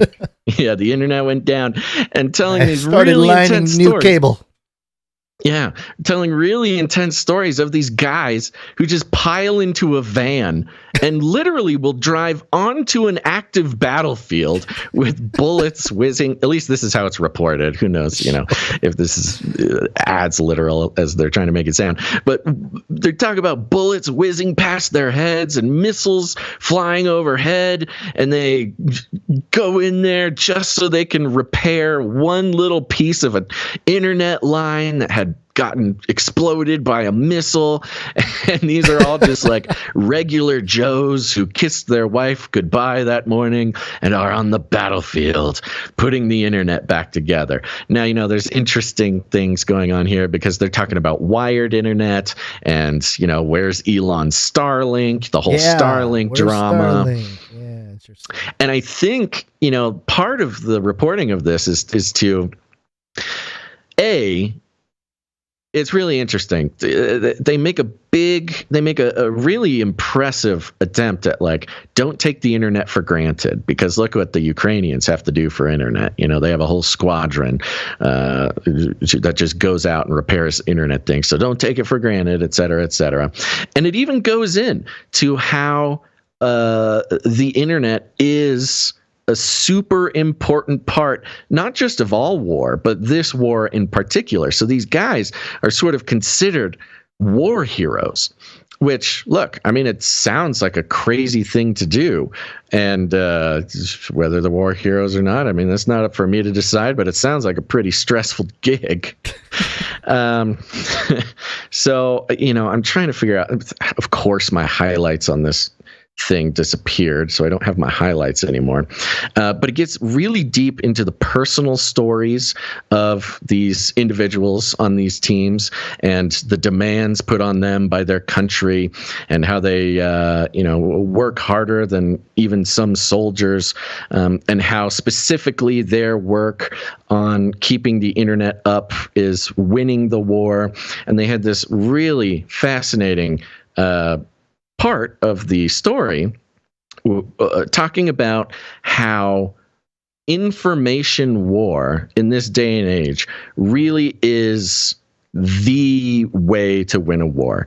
And they allude to it, but don't say it explicitly, but it does fully sort of orbit this idea of the New World Order, not just the conspiracy theory New World Order, but the New World Order that, our politicians talk about, the liberal economic New World Order that got put together after World War II, where the idea is to avoid war, kinetic war as much as possible, and we just wage economic war. And the waging of economic war is relied upon the information war, and how and it was mind-blowing to see how they were talking about the information war, how important it is, how expertly it is wielded by nation states, and just totally not even making the connection between breaking down this information war and the complaints, I'll say, of some people in the West, and the reliability of information coming out of Ukraine specifically, and Russia, Russia misinformation, etc. But for example, Zelensky to this day insisting that the missiles that landed in Poland, that almost started the nuclear war and brought Poles. NATO into this. Yeah, and it turned out it was a Ukrainian air defense missile. Yeah. Ukraine actually missiled NATO, but to this day, he's still blaming it on Russia, saying that Russia did it. And this is an example of the information war, because whatever piece of information takes hold is the one that would either bring in NATO into a nuclear war or not. Right. And Zelensky, admittedly, and I don't think this is even like counter narrative to say, Zelensky is a master at this information war, at making sure the right things get out, whether they're true or not, and making sure that the right things don't get out, or the wrong things don't get out, rather. It says, I think this is it could have been one of the quotes you're looking for. It says here, in doing so, Ukrainian telecom operators have begun to establish a playbook for future conflicts. Russia's invasion was the largest offensive operation since World War II, and it's the first major war in a country with infrastructure as sophisticated as that of Ukraine, where communication and power grids are comparable to those of the European Union neighbors. Matthew Ford, an associate professor with the Swedish Defense University, described it in a phone call from Stockholm as, quote, the most connected battlefield in the world ever. In that context, winning the information war often means victory, and winning an information war requires a reliable network. we must be connected to win the war. Otherwise, how are we gonna mind control everybody without the internet? Exactly. Thank you. That was one of the exact things I had highlighted. Yeah. It really is. Of course, we know it's true. We've been talking about that for many years now. But for it to be a core principle in an actual kinetic war going on right now, that is the core principle to winning the war, is the information war, the infrastructure of information, which, you can make the argument that that's been sort of known for a while. Intelligence, information, communication, these are all extremely important parts of war and have been for quite some time. But these fellas who are basically cable guys before the war, and then being drafted into this cyberpunk future war fighting squadron, where going out and repairing some cables is like the most important possible job that could be given to them.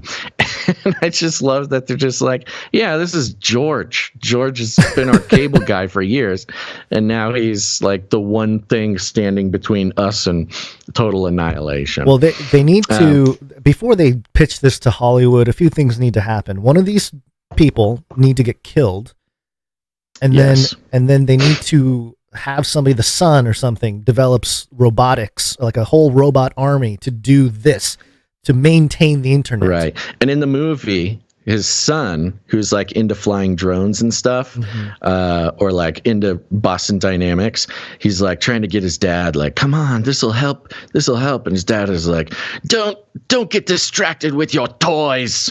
We are here. We are war heroes. We're keeping the internet going. This is how we win the war. And then an unfortunate thing happens. And as the father lay dying, the son, Spot the robot dog comes galloping into the battlefield and pulls his dad out and fixes the internet, and that's the big scene at the end of the movie. Part two is when Elon's Starlink bots come raining down and destroy his son's bot army of internet connecting robots. Yes. And then the war Starlink bots sabotaging. Yeah. The network wars, the bot wars, depending on what network you build, will determine the behavior of the human species in clusters. He gets some predictive programming in there, of course. Programming, some hive mind. Yeah, it's all happening. And so, I thought this was interesting too, the way they, paint these people as here. I mean, they are sort of in the context, in the bubble of war. I'm totally on board with these guys, by the way. They're heroes in a sense, but something to point out, and I found this article as you were reporting on that other thing. This is from the New York Times, And the headline here is Flashlights, Fire, and Ingenuity, Life Without Power in Kiev. And it's really this painting of a post-apocalyptic cyber warfare type of situation. After months of repeated Russian strikes, Ukraine's capital can no longer take electricity, water, heat, cell service, or internet for granted, and the hum of generators is everywhere. And you had mentioned that sounds kind of like Burning Man, huh? The hum of generators everywhere. Is that kind of how the vibe is at Burning Man? Yeah. And it says here, just real briefly, elevators across Ukraine's capital are stocked with emergency supplies in case the power fails. Banks have sent messages to customers to assure them their money is safe in the event of prolonged blackouts. The National Philharmonic played on Tuesday night on a stage lit by battery-powered lanterns. Now, okay, all right. Then the last one. And doctors last week performed surgeries by flashlight. Now, all these other... Okay, doctors performing surgery by flashlight. Okay, dystopian, post-apocalyptic sounding. And it sounds really bad. It's scary, dangerous. Prolonged blackouts, banks locking out possibly locking out your money, serious stuff.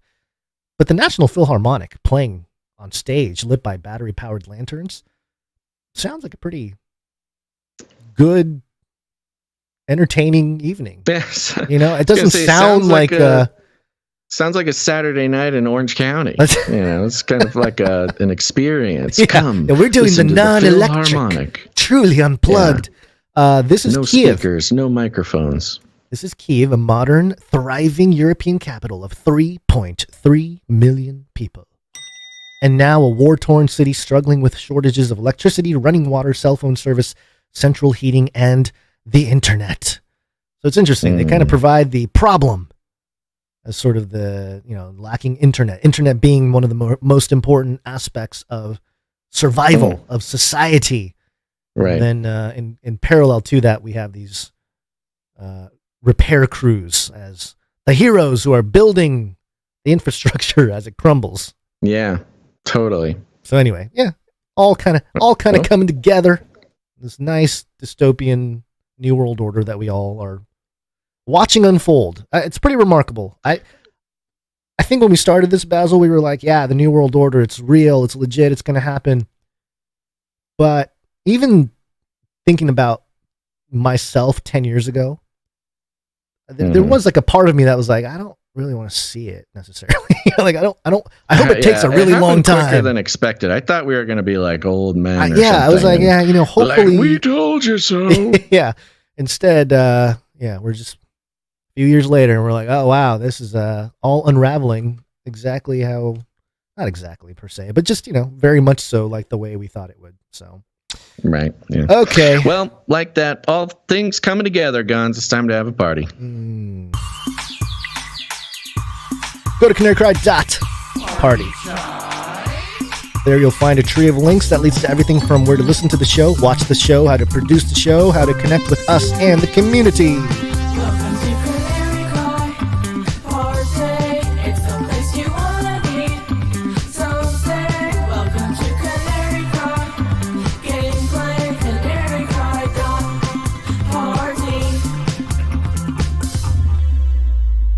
Yep, that's right. I'm going to keep everything nice and brief today, but go check out canarycry.party. You can get connected to all of our community resources. You can find all the fun Easter eggs we have waiting for you. You can get in touch with us. You can explore all sorts of content, both ours and other podcasts like Ravel. Go check it out. Ravel coming out all the time. You're going to love it.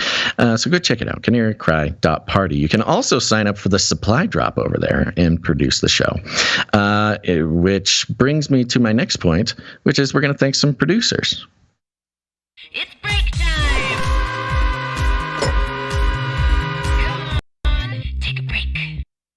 That's right. We're on the value for value model, folks, which means we take no corporate money whatsoever. And it's not so much about the money as it is about the corporate profit motive that goes into controlling the flow of independent information. So we don't want any of those shenanigans in on what we're trying to do here. It's also an addictive concept. Once you start taking that ad money, you'll do anything you can to keep taking it. Just ask Ben Shapiro. And speaking of which, we just recorded an episode of Ravel on addiction that will be coming out this weekend too. So go check that out. But yeah, and so instead of taking money from corporations that do not have our best interests in mind, we are simply relying on those who get value from the show to join the revolution, to fight back against the monolithic advertising structure and keep corporate money out of your independent media. If you believe that that has value to you and you get value from this show, if you've listened to the show at all recently, how many episodes have you listened to this month? Hey, we work hard to keep it rolling. And if that means anything to you, if you get any value, just know that we can only do the show in the length, frequency, and quality that we do because of producers like you. So head on over to CanaryCrySupplyDrop.com and CanaryCryRadio.com/support.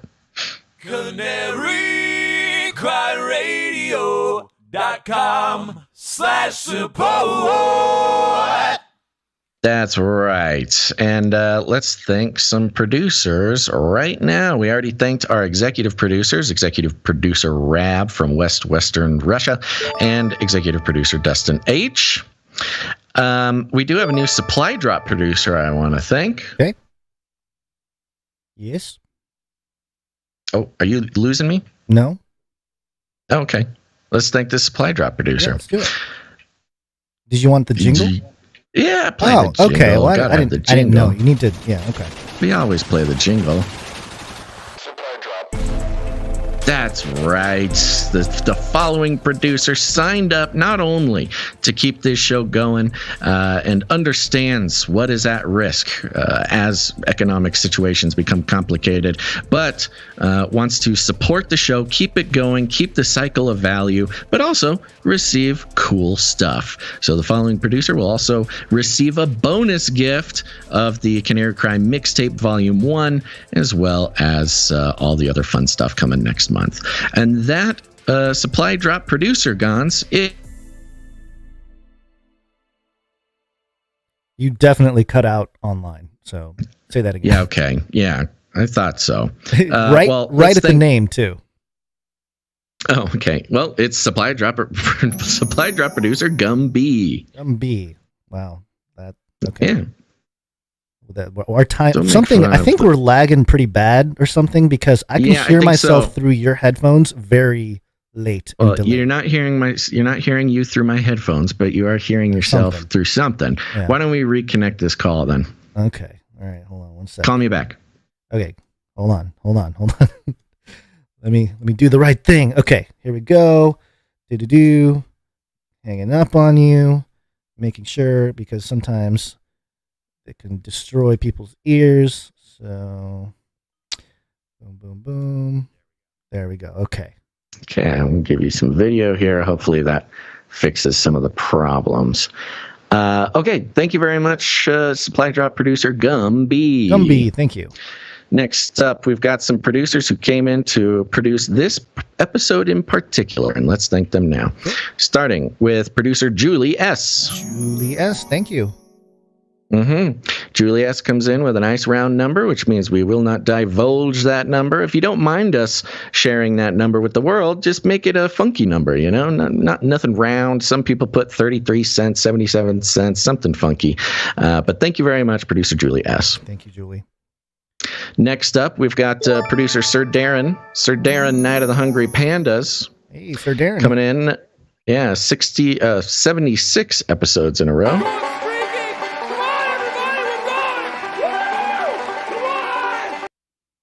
And Sir Darren comes in with 1111. 11. Thank you. Good to see you, Sir Darren. Next up, we got producer Christian N., our Norwegian producer. Yeah.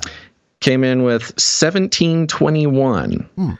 And a note that says, "Hi, B&G, my monthly contribution for November. I would love to be able to get the t-shirt if possible and would pay for the shipping. I remember you being shocked when I ordered the CCR t-shirt. This was a while ago, and it shipped to Norway. Let me know if that is possible." It is possible. You got to sign up for the supply drop.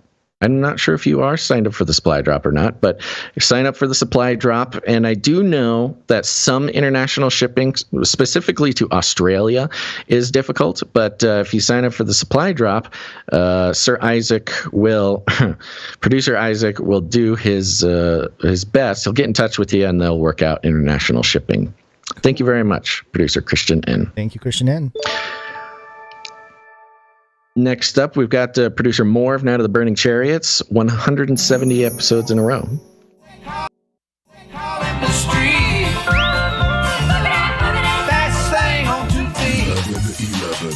Thank you, Sir Moore. Coming in with 1111. Next up, we've got Sir LX Protocol V2, Night of the Berean Protocol, pocket full of sevens, 105 episodes in a row.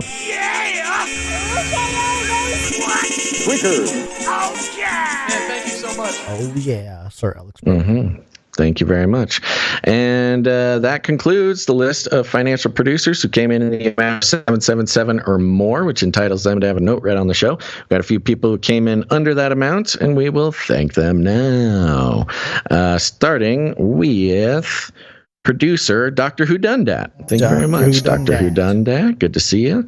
Then we have Dame Gail, Canary Whisperer, and Lady of X's and O's. 200 episodes in a row. Wow. Big day. Yeah. Do we have a 200 jingle? Nope. We have a event 201 jingle. That's what it is. 201. Okay. So close. Next, we have Sir Casey the Shield Knight. 236 episodes in a row. Thank you, Sir Casey. We got Veronica D, also 200 in a row. Yeah, Veronica, the other Streak sister. That's right. Then we got Sir Scott, Knight of Truth, 225 in a row. Thank you, Sir Scott. Then we've got Runk Smash, 20 episodes in a row. Thank you, Runk Smash. Thank you all.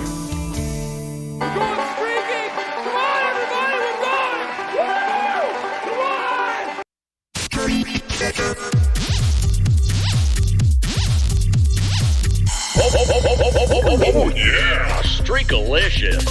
Women rule.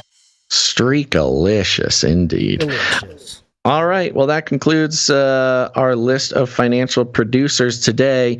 We're just a reminder, one last time, head to canarycrysupply.com, sign up. Not only do you get cool stuff, you're getting bonus gifts of the Canary Cry mixtape on True Blue manufactured in America cassette tape, but you're also helping this show continue, not just on a monthly basis, but it's the monthly supply drop signer-uppers that help us plan for the future. So as we look to 2023, it's these supply drop producer signups that is the signal to what we can try to plan for cool stuff next year. Yep. So go check it out, canarycrysupply.com, and thank you for your patronage. Shut up and take my money. Thank you for your patronage. Thank you for your patronage. Thank you for your patronage. Yes, it's wake-up time. Hey, yo, wake up. What are we talking about? I don't think we need to cut off YouTube this time, so we won't. You get to stick around for this show, YouTubers. Thank you very much. Careful opening the closet, because that's where the evil monkeypox lives. Monkeypox. And now.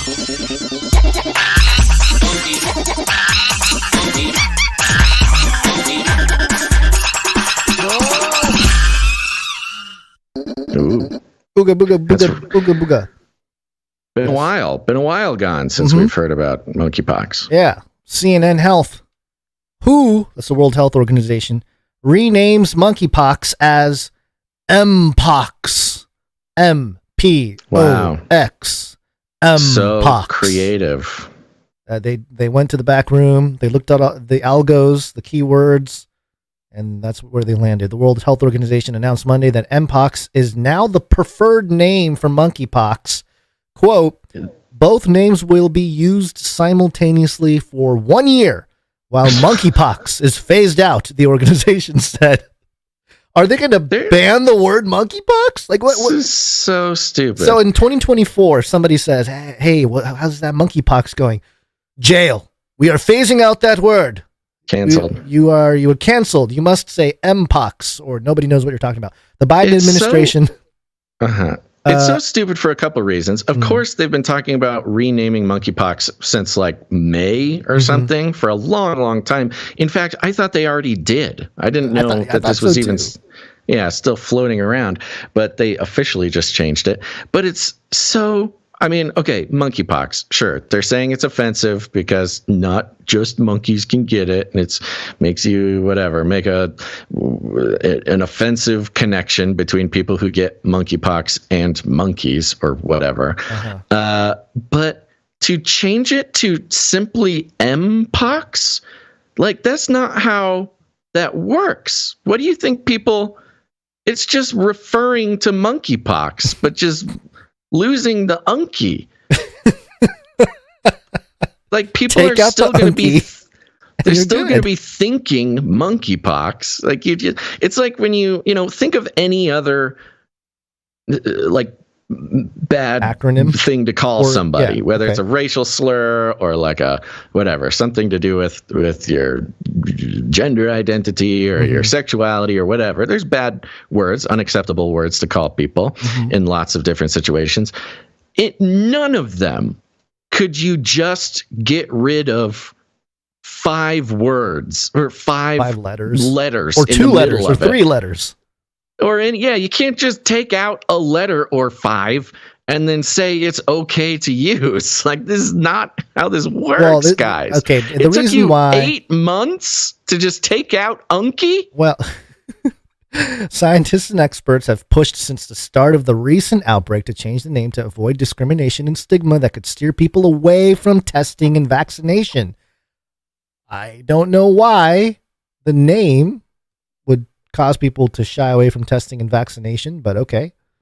So anyway, I don't think we need to spend any more time on this other than to say, get ready, folks, because the rebrand is here and they're priming it. Who knows if it's going to work, but they are priming this thing for prime time. It's MPOX will become, all the rage. I think you're right. I think it's the signal. They're bringing it back. Yeah. They have to rebrand. We'll see a big push for something. It'll be a big push for monkeypox in some way. Maybe it won't be like a pandemic level thing, but something is going on with monkeypox that we will start hearing more and more about it in the next, I would give it a couple weeks, but maybe for safety, at least by 2023, monkeypox will be a problem. 2023, they'll definitely start. So and it'll be big. Don't get me wrong. It'll be something serious. Something serious. Maybe a celebrity involved. Be interesting. Yeah. Okay. Oh, celebrity. Yeah. Yep. Part of this madness is the pandemic special. A pandemic special. And we've been tracking all since COVID. It's been very obvious that there is a shift in the sort of scientific dictatorship, dare I say, a sort of authoritarian takeover of the scientific establishment trying to govern us. We have a couple articles here. These are a little bit older. Not that old, actually, only a few days. Science Alert. The first headline, scientists revived ancient zombie viruses frozen for eons in Siberia. Didn't we warn about this type of thing, especially when we started looking at Antarctica? We were like, hey, it seems like, all this melting ice could release some stuff. This happens all the time. Yeah. I mean, they talk about this. Some scientists out there are just willy-nilly digging up viruses in mummy sarcophagi and glaciers and bogs in the middle of Eastern Europe and stuff, and they just keep reviving these viruses for no reason. These are reckless scientists. Yeah, as the world warms up, why? I don't know. It may be because the people on the machine there, the geoengineering machine is turning up the heat. Vast trenches of Remember when they found, real quick, just a reference. Remember when we were reporting on they found COVID in permafrost dirt in Antarctica. Yeah. Antarctican dirt had COVID in it. That's strange, huh? Yeah. Yeah, why would they? I mean, unless it was an ancient virus that was once again released. Yeah, they found it in some Hungarian scientists find it. By the way, folks, you can get these links in your email box. Sign up for our newsletter, but just Google Hungarian scientists find COVID in Antarctic dirt. As the world warms up, vast trenches of permafrost are melting, releasing material that's been trapped in its icy grip for years. This includes a slew of microbes that have lain dormant for hundreds of millennia in some cases. To study the emerging microbes, scientists have now revived a number of these zombies viruses from Siberian permafrost, including one thought to be nearly 50,000 years old, a record age for a frozen virus, returning to a state capable of infecting other organisms. This is like a resurrection of the virus, the ancient virus. The team behind the work, led by microbiologist Jean-Marie Alempic from the French National Center for Scientific Research, says these reanimating viruses are potentially a significant threat to public health. Oh, really? And further study needs to be done to assess the danger that these infectious agents could pose as they awake from their icy slumber. And you know what's going to save us from all this, Basil? Is an mRNA shot that's going to protect our DNA or change it or something. Yeah. We just got to protect the Earth's biosphere is no longer what it was with these ancient viruses released again. Reckless. Yeah. Let's see. While the record-breaking virus was found beneath a lake, other extraction locations included mammoth wool and the intestines of a Siberian wolf, all buried beneath permafrost. Awesome. Yeah, using live cell amoeba cultures, the team proved that the viruses still had the potential to be infectious pathogens. We're also seeing a huge number of bacteria released into the environment as the world warms up, but given the antibiotics at our disposal, it might be argued they would prove less threatening. A novel virus, as with SARS-CoV-2, could be much more problematic for public health, especially as the Arctic becomes more populated. The situation would be much more disastrous in the case of plant, animal, or human diseases caused by the revival of an ancient unknown virus, write the researchers. Quote, it is therefore legitimate to ponder the risk of ancient viral particles remaining infectious and getting back into circulation by the thawing of ancient permafrost layers. You know, that's a funny thing for them to lean into.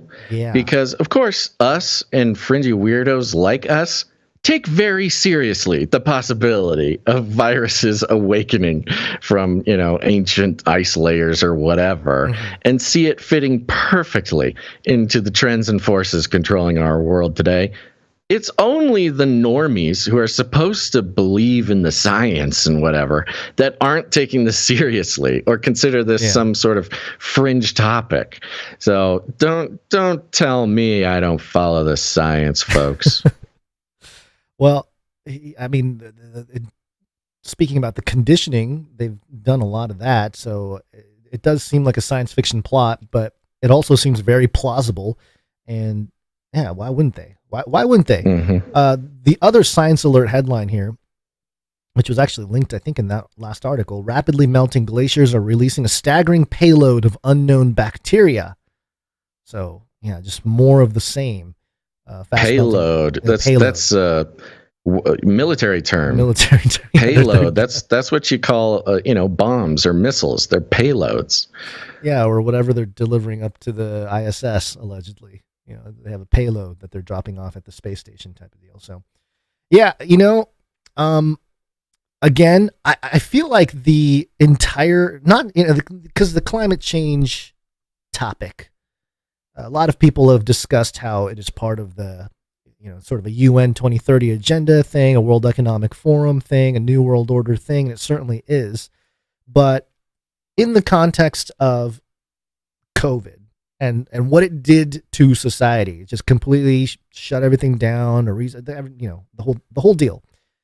And then piggybacking this climate change discussion on top of it, and then having that ability to be like, hey, just like this pandemic that we just experienced now because of climate change, these other viruses can be unleashed. It really feels like that's sort of the end game. It's almost like they want they want to blame.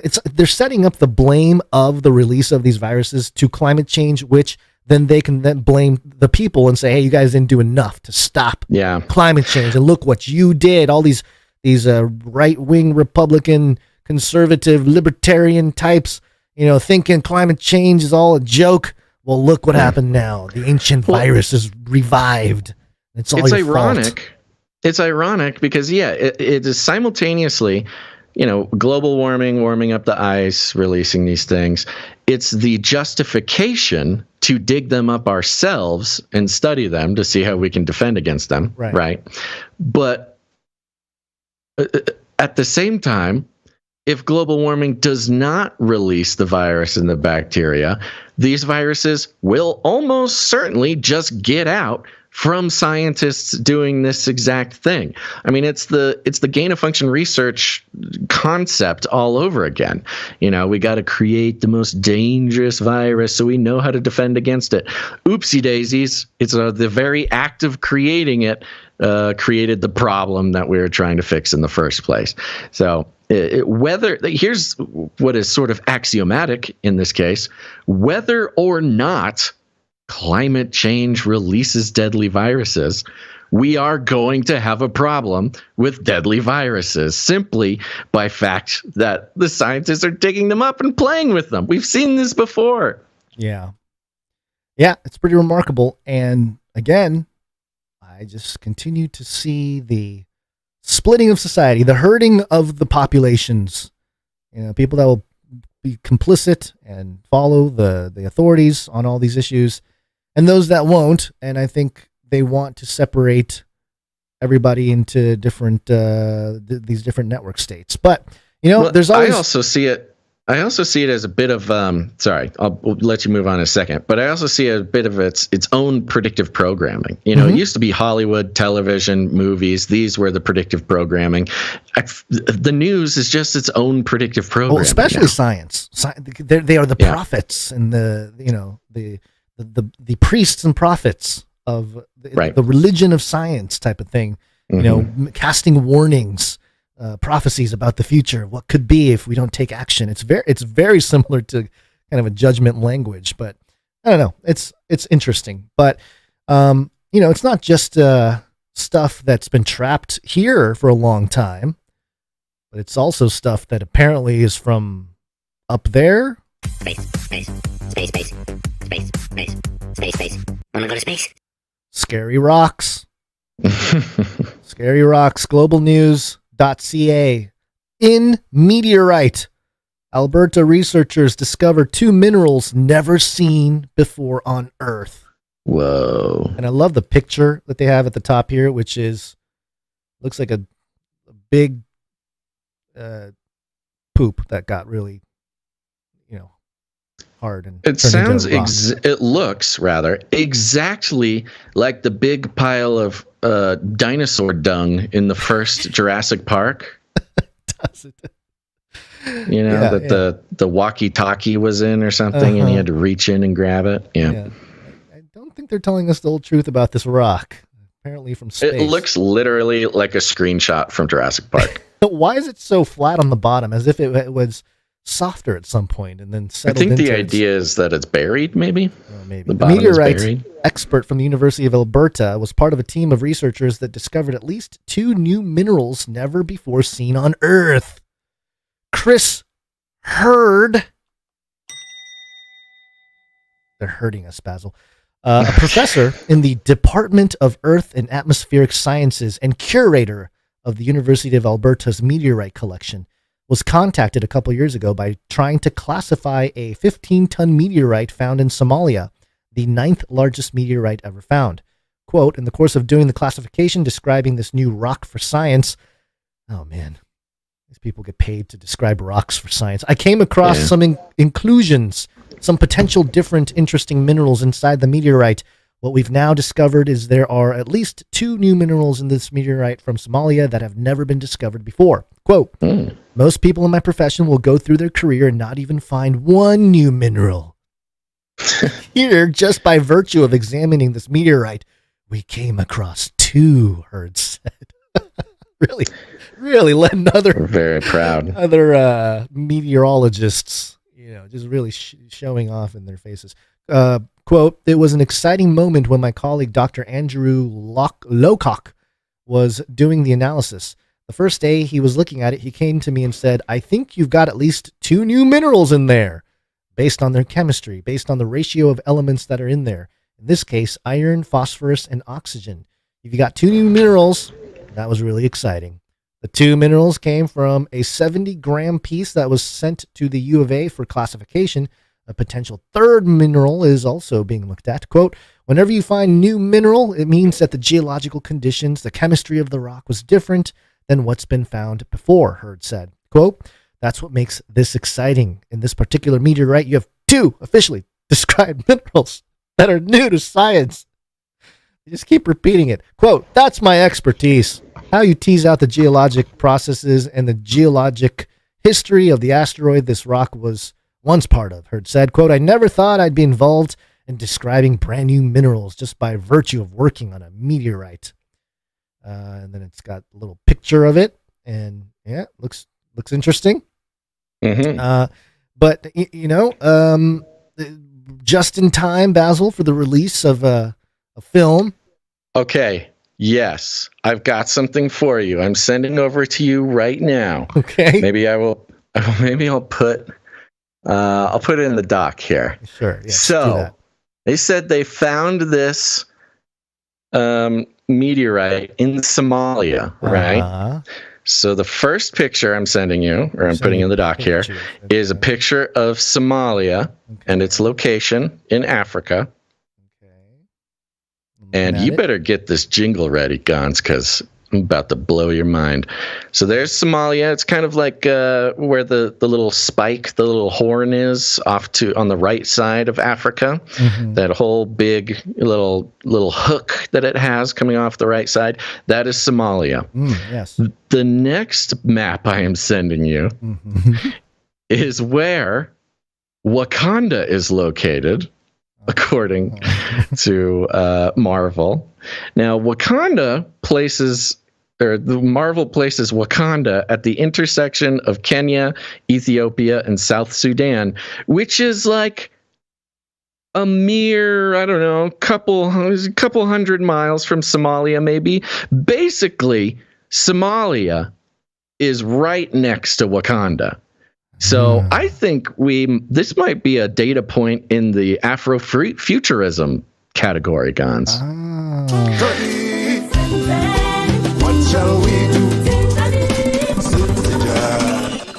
Now, for those who aren't experts in Marvel, the reason Wakanda is so important is because they are the sole, resource of a mineral called vibranium. I think.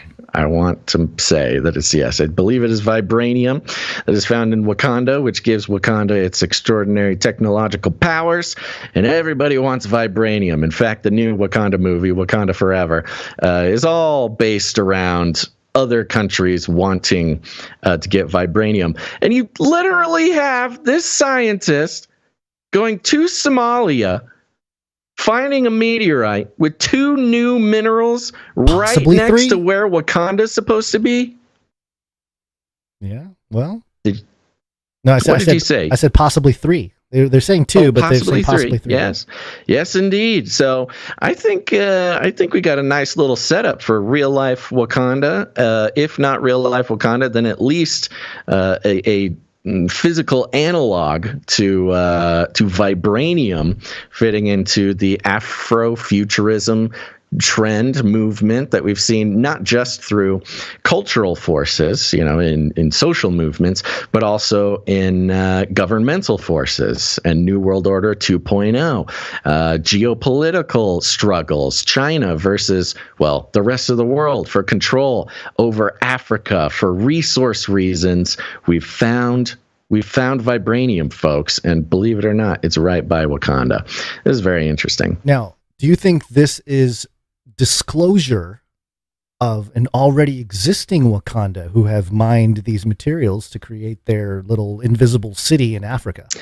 Well, Gons, in Wakanda Forever, the new Black Panther movie, it starts out with the international community finding their own source of vibranium.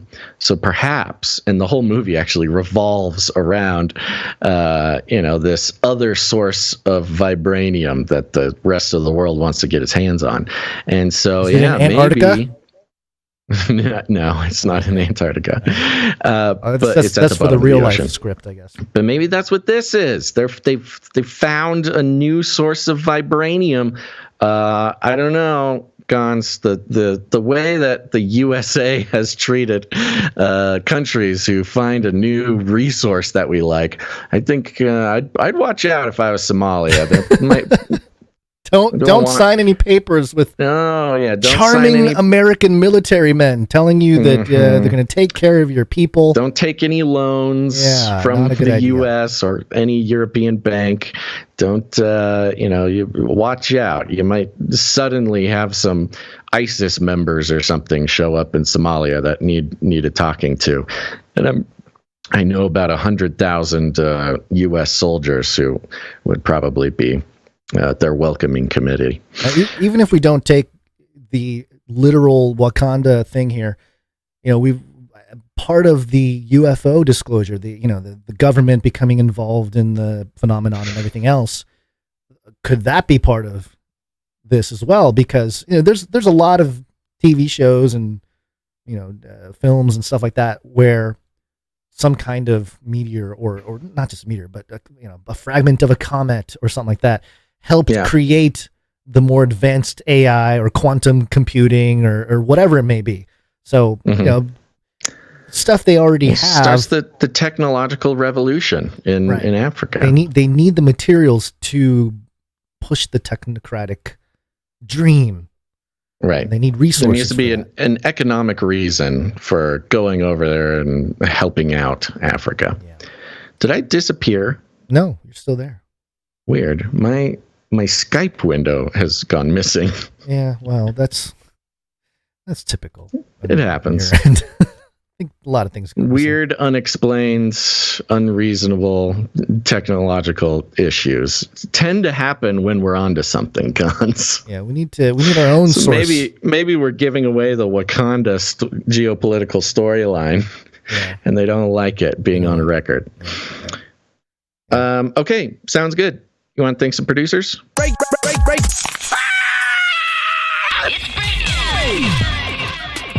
This is break.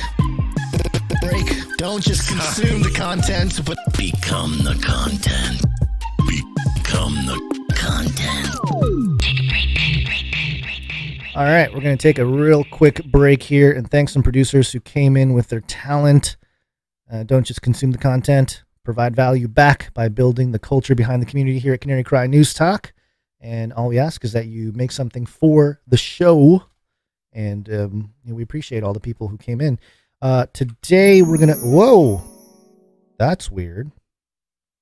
Why did that just go off? I don't know, man. You're good. Is our vibranium resource depleting? What's happening? Okay. I continue. Are you talking about that jingle? No, the little, the thing like we do for the producers. It just went off randomly. That was the little thing. It was as if it was triggered and then it just decided to go off like 30 minutes later or something. It was weird.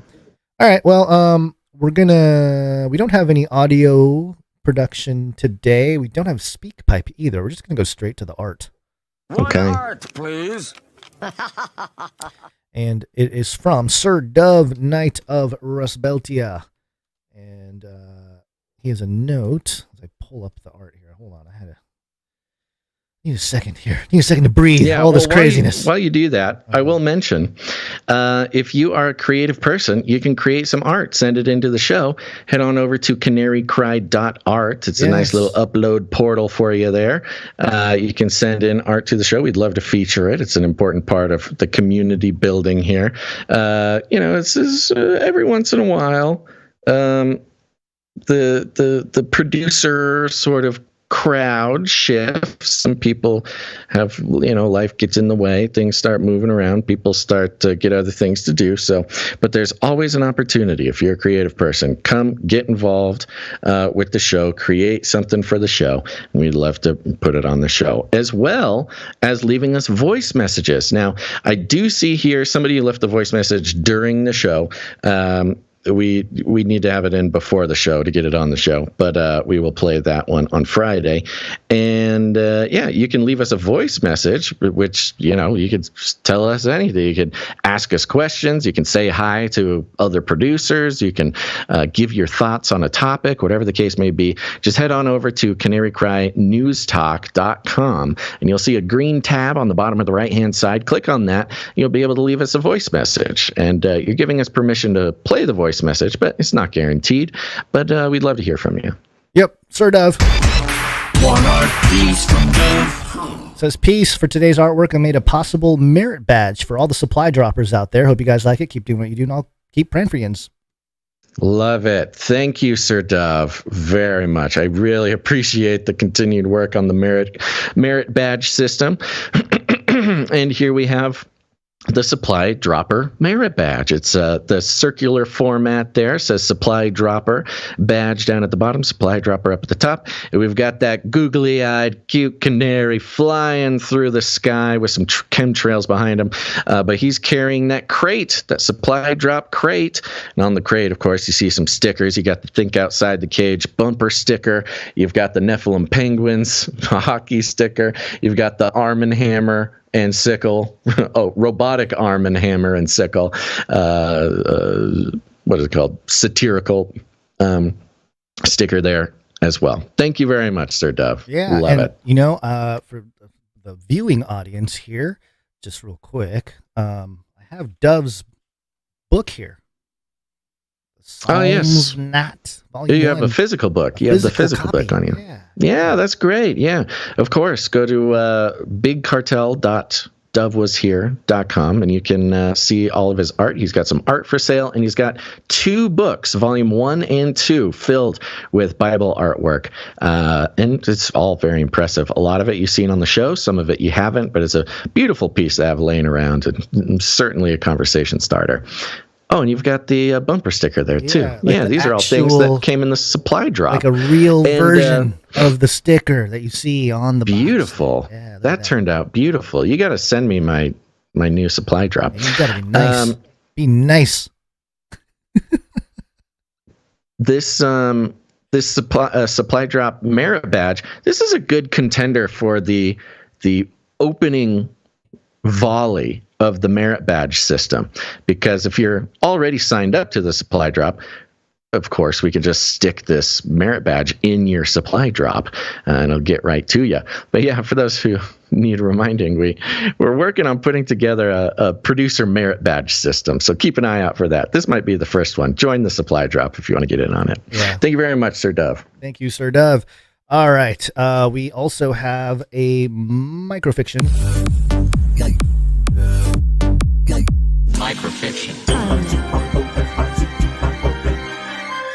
Microfiction. First one is from Rung Smash.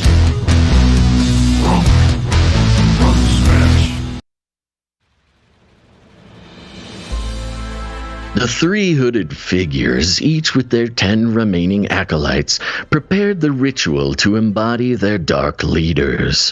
The cost was steep to summon the demon cat, who is ultimately ineffective at stopping the Wamites. So now they have no other choice.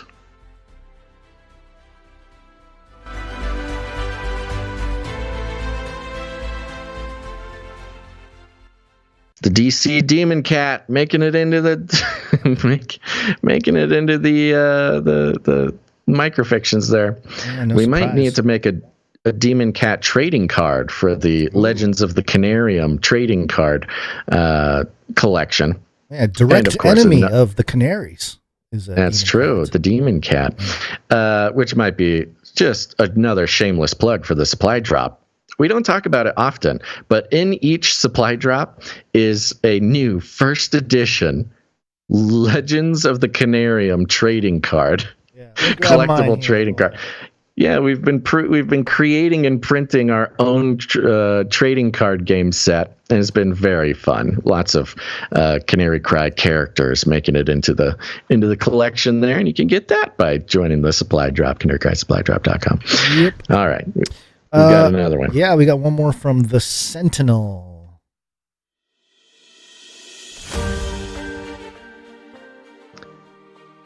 He stands within a white temple. Walls and pillars emerge from the blackness of his imagination. Faces swirl around him in foggy apparitions. One grows clear. A bald man, lizard eyes, a demon cat in his lap, but worst of all, his cackling laugh.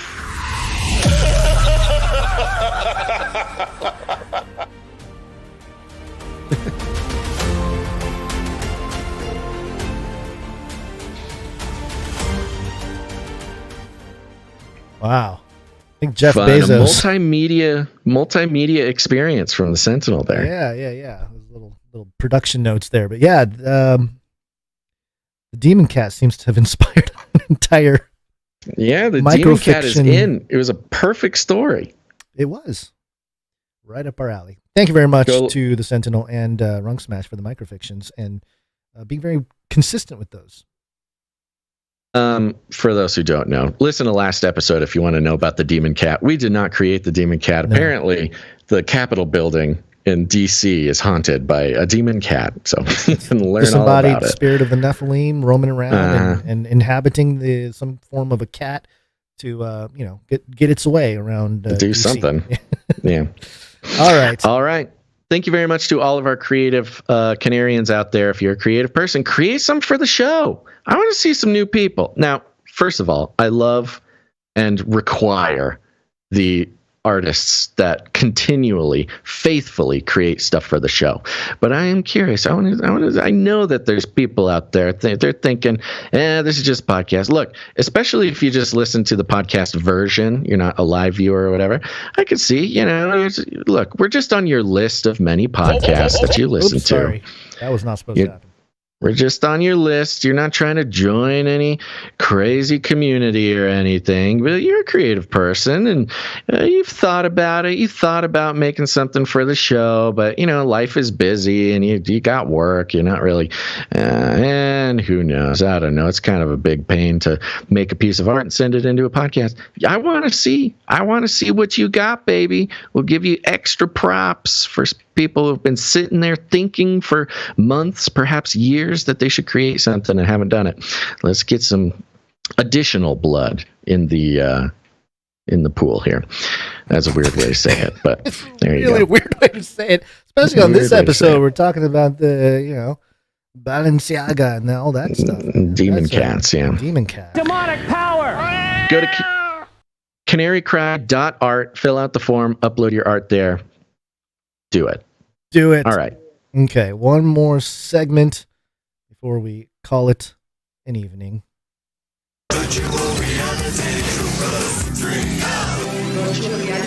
Speaking of the beast system, beast system. Basil, I'll let you read this since you are a user of a VR headset. As everybody that watches the show knows, your eyes have been transhumanized into VR and googly eyes, so you see more than the average citizen. I've taken the role of guinea pig on for when everybody is going to be working in the metaverse or controlling a robot in a factory comfortably from their cryopod at home. And yes, this is a big story. Yeah, for our sake, though, don't do this particular update from the Oculus this is a little much. This is taking it a step too far. MSN.com is mirroring this story from SVG. The headline, Oculus founder creates VR headset that kills the user if they die in the game. Now, this might sound familiar to some of you, but let's keep reading. And this is totally serious, by the way. This is not a joke. In the wise words of one Dr. Ian Malcolm, quote, your scientists were so preoccupied with whether they could, they didn't stop to think if they should. Wow, another Jurassic Park reference. Stop the progress before it's too late. Yeah, another Jurassic Park reference there. There's what's his face? Palmer Luckey, the founder of Oculus VR, announced that he has successfully created a prototype for a VR headset that can kill the user, like actually kill them in real life if they die within a game. Quote, "The idea of tying your real life to your virtual avatar has always fascinated me," said Total Psycho Lucky wrote in a blog post detailing his creation. Quote, "You instantly raise the stakes to the maximum level and force people to fundamentally rethink how they interact with the virtual world and the players inside it. The device, which Lucky includes a picture of in his post, generally resembles a typical VR headset, such as the Meta Quest 2 or the Valve Index." What's up, Valve Index?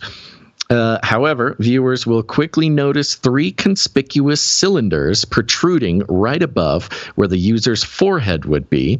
According to Lucky, these are explosive charges that activate when they detect a game over screen in-game. Quote, "instantly destroying the brain of the user. Naturally..." Is complete madness. Naturally, the invention of such a piece of hardware invites some strong reactions, such as "what?" and "why?" and "I'm scared." I don't think those are quite the strong reactions that I'm feeling, but okay. As it turns out, there's more context behind Lucky's undeniably sinister new contraption that ties back to his days designing the original Oculus Rift. There are also some key details regarding the project that could relieve any readers who are concerned about encountering this device themselves anytime soon. If you're an anime fan, you may have already noticed that Palmer Lucky's user-killing VR headset is just 1 or 2 steps removed from becoming the Nerve Gear device from the popular sci-fi series Sword Art Online. The show follows several individuals who become trapped in a VR MMO game. That's virtual reality, massively multiplayer online game. After learning that the Nerve Gear headset they're using to play will kill them if they die in the game or try to take it off. It's a fairly dark anime, and some fans have even decried certain Sword Art Online scenes that went too far. Ooh.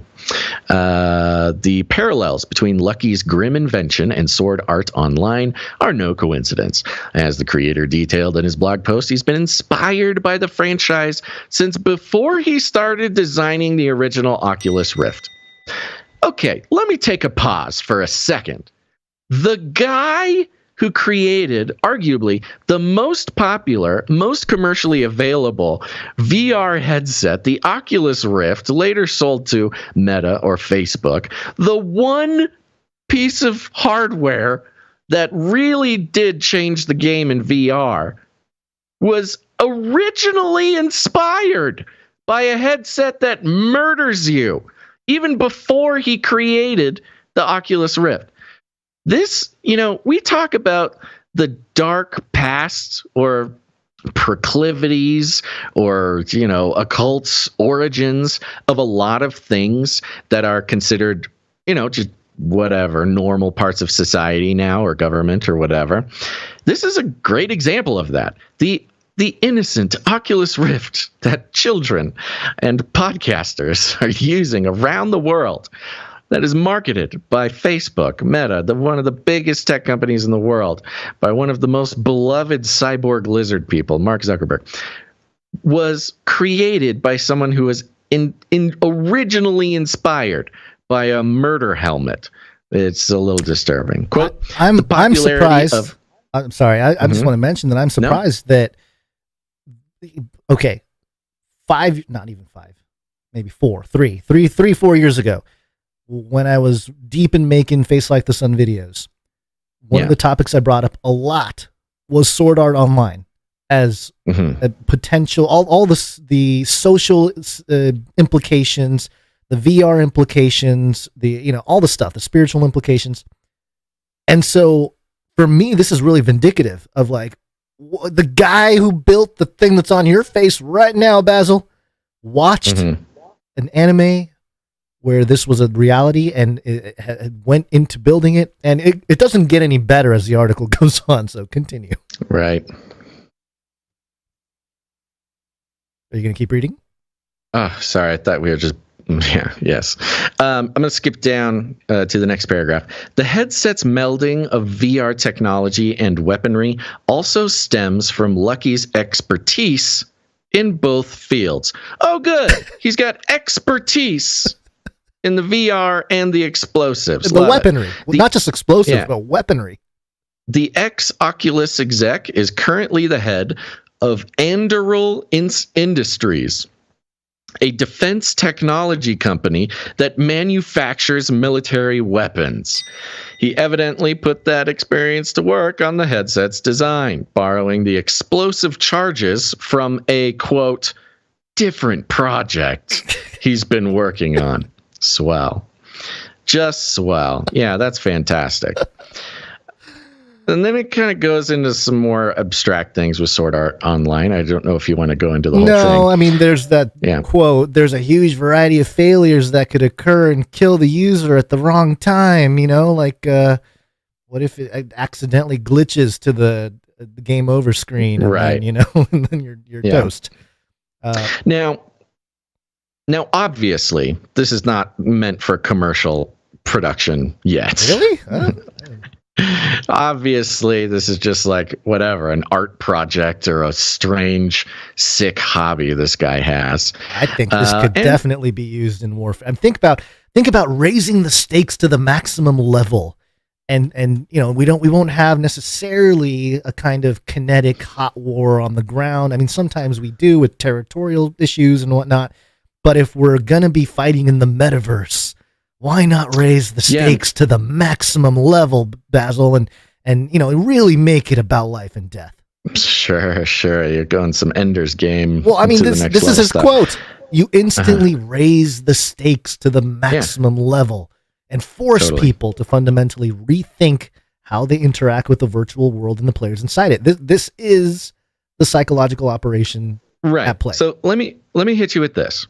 So he's obviously explicitly saying, you know, rethinking the way you operate in the digital world. We've established that as far as the world is concerned, the digital world is just as real as the physical one. We've talked about network states where citizenship is in networks and not in geopolitical nation states.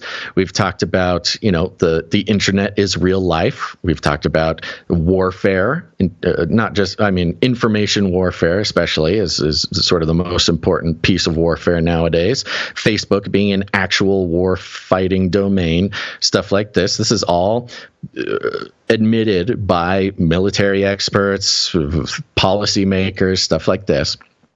But there's also this idea, especially you're talking about Elon, Twitter, hate speech, stuff like this, you know, the idea to build in actual physical, you know, stakes, repercussions for your actions online. Now you mix that with the metaverse movement, the movement absolutely supported by bazillions of dollars in the mainstream corporate sphere, trying to create new worlds for people to inhabit who are not very interested in the physical world. And on top of that, you have a movement which is largely centered in Europe, but we've seen cross the Atlantic and sort of spread around the world, is the sort of compassionate suicide movement. The idea that, you know, if you want to commit suicide, the government should allow you to do that or something like that. You know, you've got the Scandinavian death pods that, you know, you've got assisted suicide. Oh, yeah. There's all kinds of ways to die. All sorts of stuff, right? So you can imagine a world, especially, you know, a physical world that holds zero, you know, positive options for a human being, especially in this case that robots completely take over everything. They take over the jobs. There's no jobs. They take over whatever. You know, you could imagine a world in the future, in the sort of middle distant future, maybe not by 2030, although things move pretty fast nowadays, but maybe by the time we're old men, Guns, maybe we're 98 years old or something. And especially for the infirm or the elderly, who, of course, are now being taken care of by robot caretakers, and our grandchildren are busy off working in the metaverse, and sometimes they tune in, they take control of our robot caretaker and talk to us, but we're basically in bed in a VR little pod because we get to live our lives. We can still work in our little VR pod. We're controlling robots in a factory or something, Guns, if we're not still podcasting. 98 years old in a VR headset, totally possible. But still, it's this movement, this social movement, not just social, technocratic utopian movement, which is not afraid of death. Did I lose you? I lost your audio. Can you hear me? I can see you, but I cannot hear you anymore. What happened? Okay. All right. Well, I'm sure he was making an interesting point, and I don't know if he's being recorded on his end at the moment, but hey, this is the second time stuff falls apart at the end of the show in recent week. Yeah. All right. I don't know. I wasn't exactly sure. Oh no, we've completely lost him. Oh boy. Hold on 1 second. All right. Here we go. And let's see if we can get him back on here. Please don't be so loud. Oh gosh, so loud.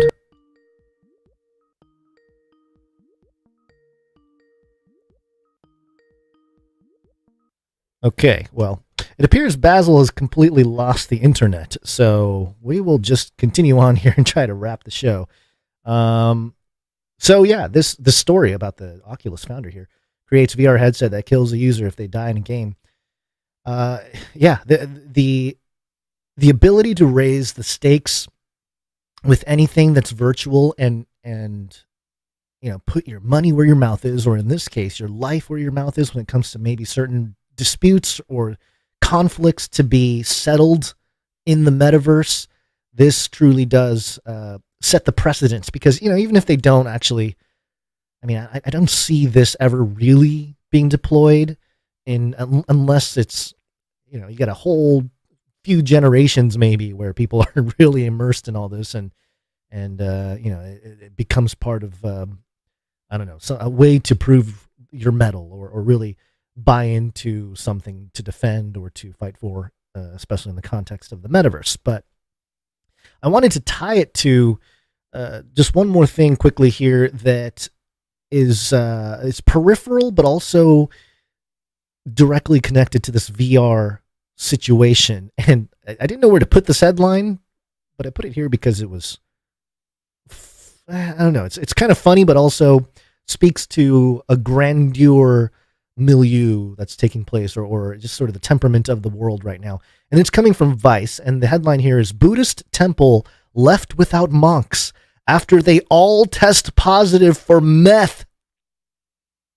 And apparently all these Buddhist monks were getting high on meth, and their whole thing was shut down. And it's been an issue in Thailand, specifically here, the Buddhist sort of hierarchy, or the institutional side, being exposed of all kinds of stuff, corruption, and in this case, drugs.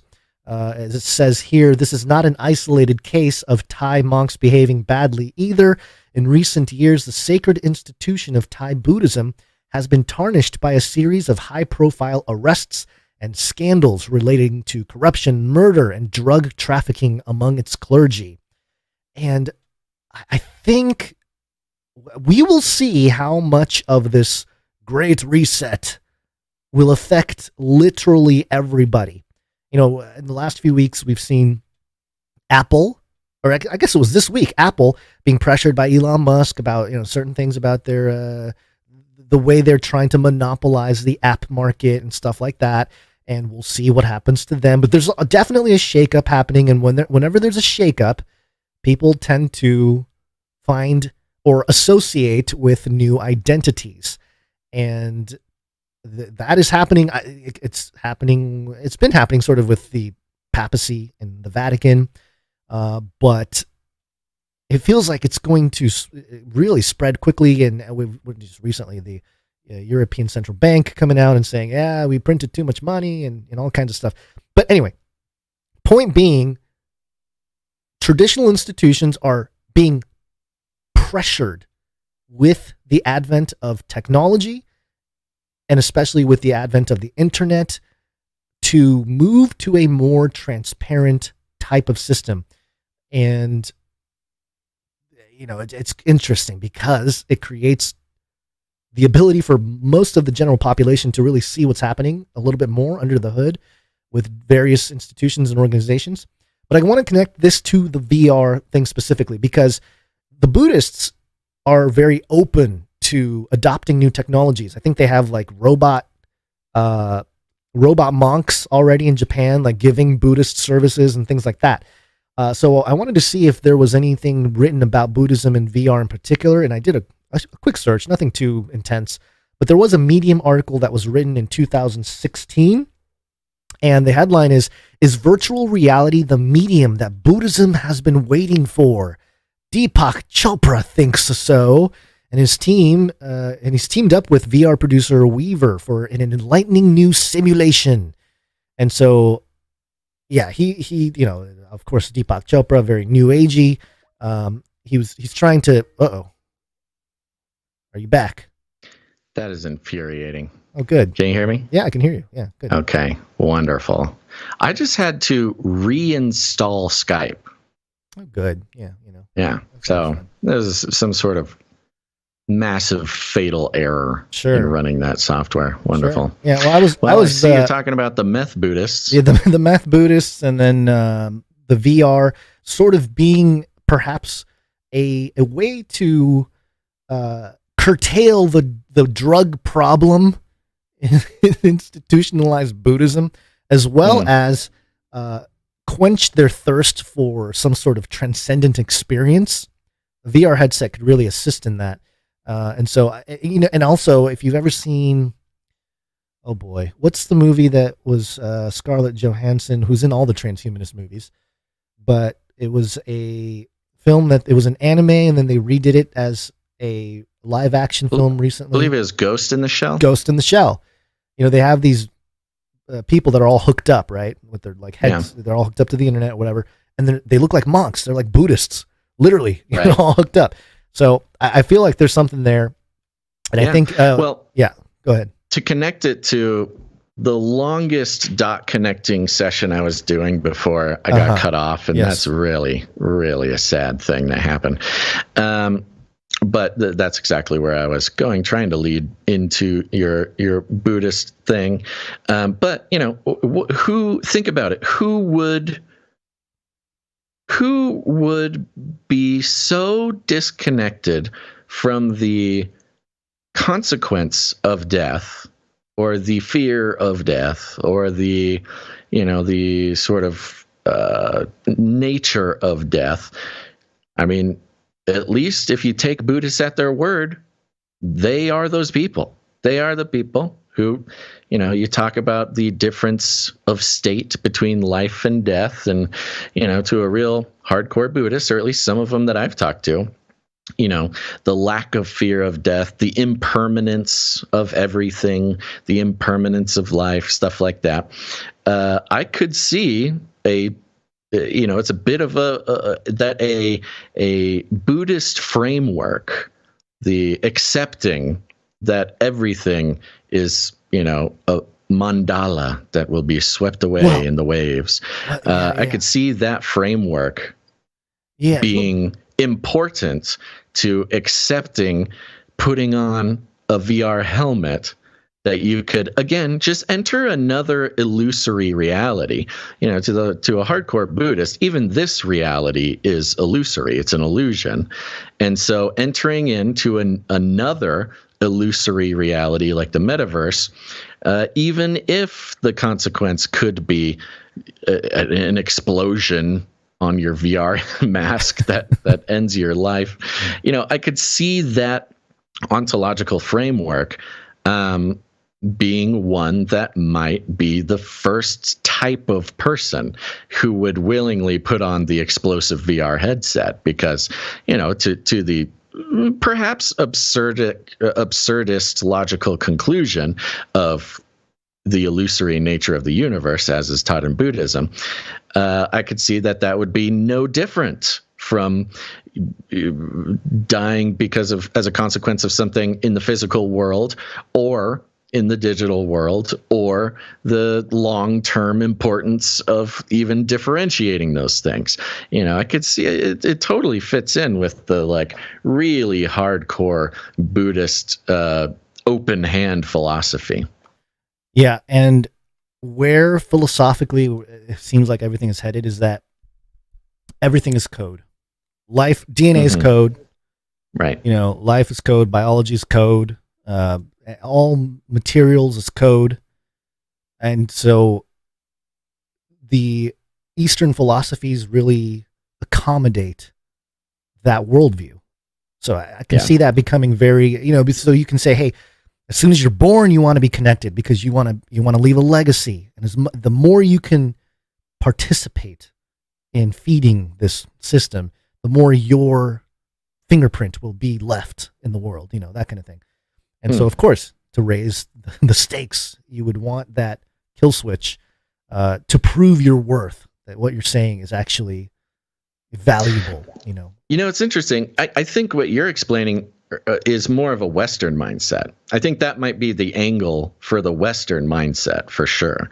Yeah. I'm not sure if leaving a legacy and being remembered is necessarily the most important thing in sort of the egoless type of framework. Normative sort of high-level Buddhist framework. But I would say for the Western mind, yes, that you could definitely build that case. Yeah.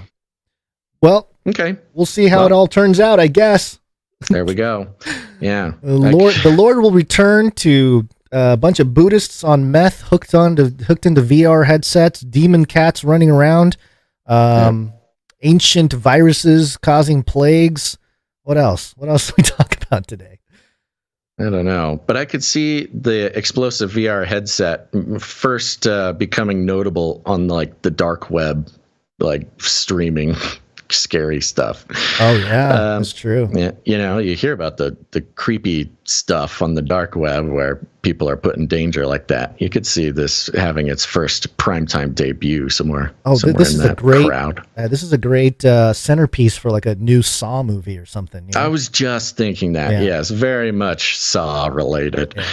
All right, let's get out of here before we get too creepy. Mm-hmm. Thanks everybody for tuning in to this episode of Canary Cry News Talk. We hope you tune in again on Friday. Thank you to our executive producers, Rab Western Russia, and Dustin H. Thank you so much. And thank you to all of our producers, whether you produce the show with your time, your talent, or your treasure. Lots of ways to get involved. But we got a few producers we want to thank who are working hard on the back end, starting with our Clippies.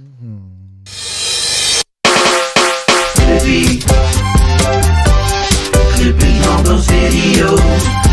Thanks. Yeah, thank you to Emsworth and Faye Liverin for working hard clipping the show. Big announcement for those who partake of the show on Spotify or are considering it.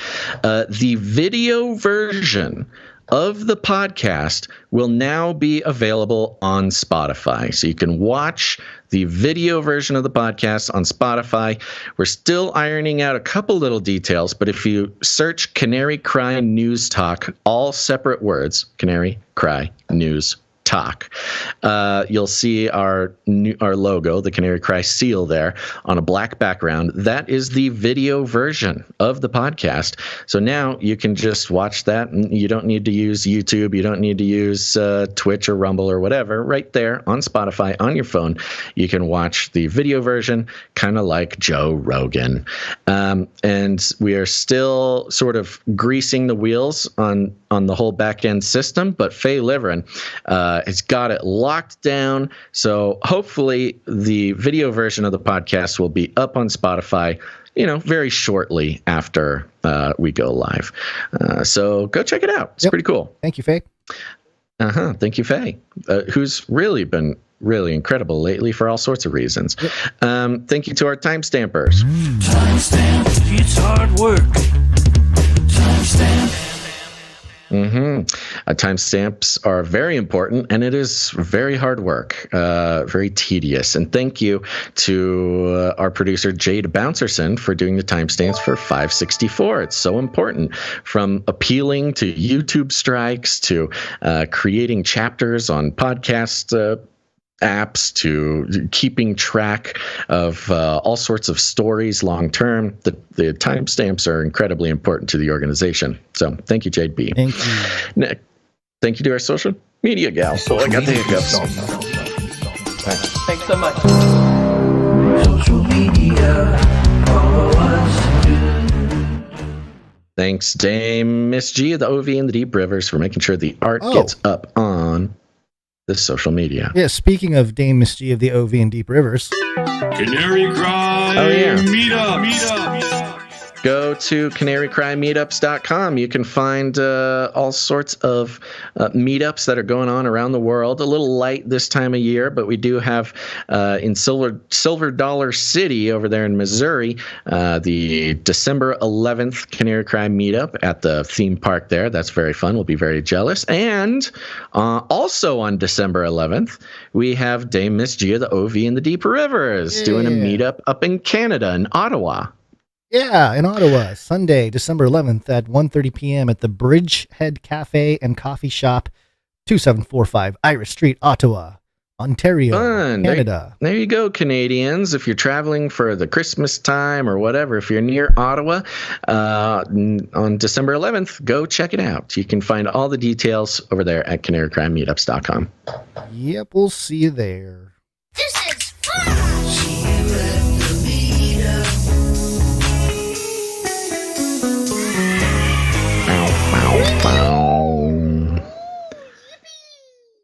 Yeah, ratings and reviews. October was one of our best months for ratings and reviews, and so it only serves to reason that November would be one of our worst. Negative 70% growth on ratings and reviews on Apple Podcasts, which is sad. And the charts are reflecting that. So these ratings and reviews, I know all podcasts are asking you to leave rating and reviews, and it's because it's very important.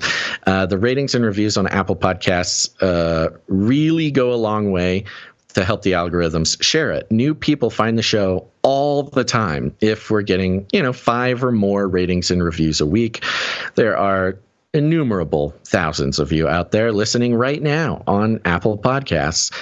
So if you would leave us a rating and review, it'd really help us out. I know it's like a lot to do, but it just takes like a second.